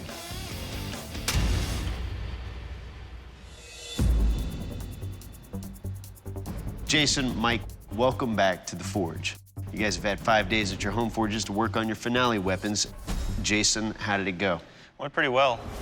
Made a 33-layer Damascus billet for the crescent blade. Used a hickory shaft. We'll see if you guys can break it. All right, Spicy Mike, how hot did it get at your forge? It was pretty toasty. I got a 5160 all one-piece shaft crescent. It's an ash shaft with a cord wrap. All right, gentlemen, this is the weapons tests. There will be a strength test, a sharpness test, and up first, the kill test. Doug?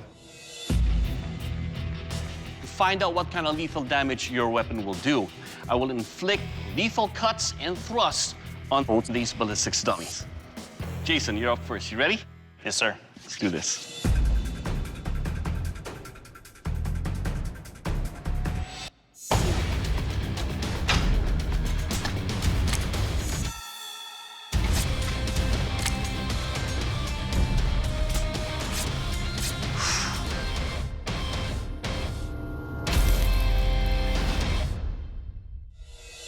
That was the coolest thing I've ever seen.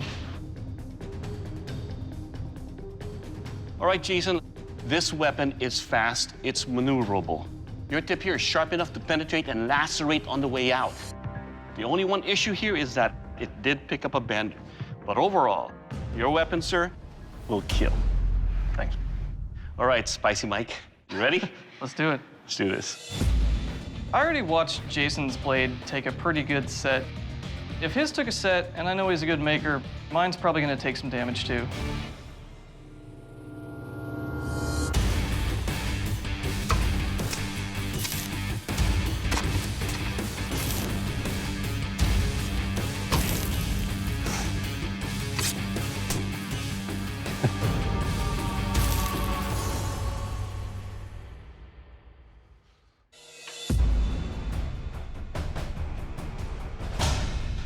That's awesome. Did I do that? Spicy Mike, your Keong G, it's wide enough to break bone as I was thrusting into the chest cavity. It's a light, fast weapon, and most importantly, it will kill. Thank you. All right, gentlemen, now it's my turn, the strength test. To test the strength and overall construction of your Keong Gs, I will be using the crescent part of the blade to try to break off these spears. Then it's onto the drum stab using the front edge of that blade. Now remember, this test is not about what your blades do to the target, but what these targets can do to your blades. All right, Jason, you're up. You ready? Yes, sir. Okay. Both of our blades performed very well in the kill test, but mine picked up that little kink. I'm gonna need to do very well in the further tests if I hope to win this competition. I'm a little nervous about how this is gonna go. I'm gonna need to do very well in the further tests if I hope to win this competition. So I'm a little nervous about how this is gonna go.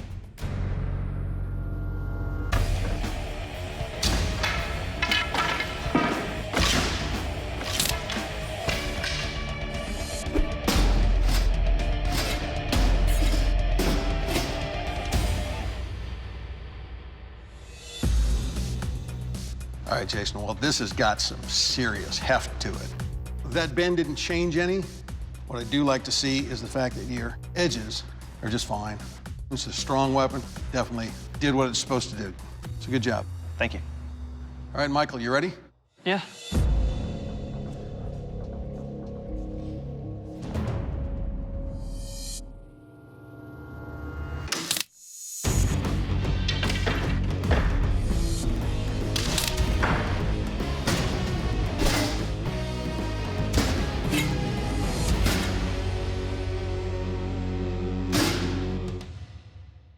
Awesome. All right, well, your weapon is still in one piece. It's still sharp. It didn't lose any of that blade at all. So well done. Good weapon. Thank you. Bladesmiths, this is a sharpness test, the banner raise. Using the crescent's edge, I will cut the rope, thereby raising the banner. Then I will test your flamberge by slicing on the banner. Jason, you're first. You ready? Yes, sir. Let's do this.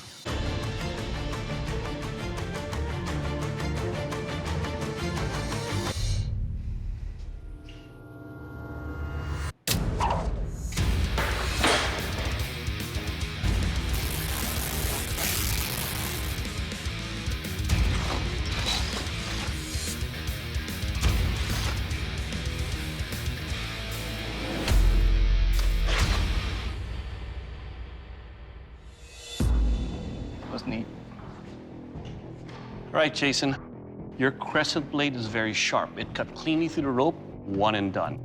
The edges of your flamberge are sharp, the tip easily pierced it and sliced all the way down. Overall, sir, your weapon will cut. All right, Michael, your turn. You ready? Let's do it. Let's do this.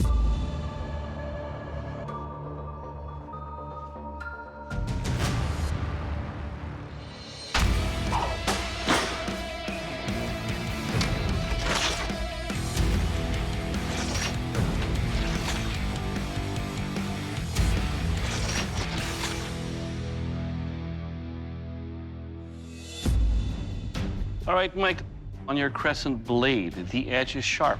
Your flamberge over here, the point is sharp, the edges are sharp.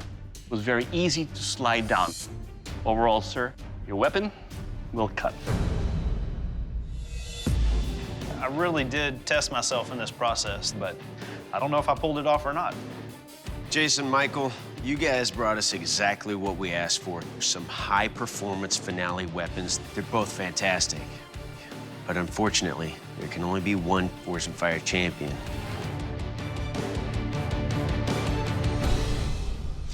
Mike, you are the new Forged in Fire champion. Jason, unfortunately, your weapon did not make the cut. You guys both brought us great weapons. But Jason, during the kill test, your weapon developed a bend, and that's a structural issue. That's why we're gonna send you home. Yes, sir. Jason, please surrender your blade. I have no problems with the judge's decision. That bend was a critical failure. I didn't come in here to finish second. I mean, honestly, I'm disappointed, but I gained a lot through this process. I'm gonna take a little bit of a break, kind of regroup, and then decide what to do next.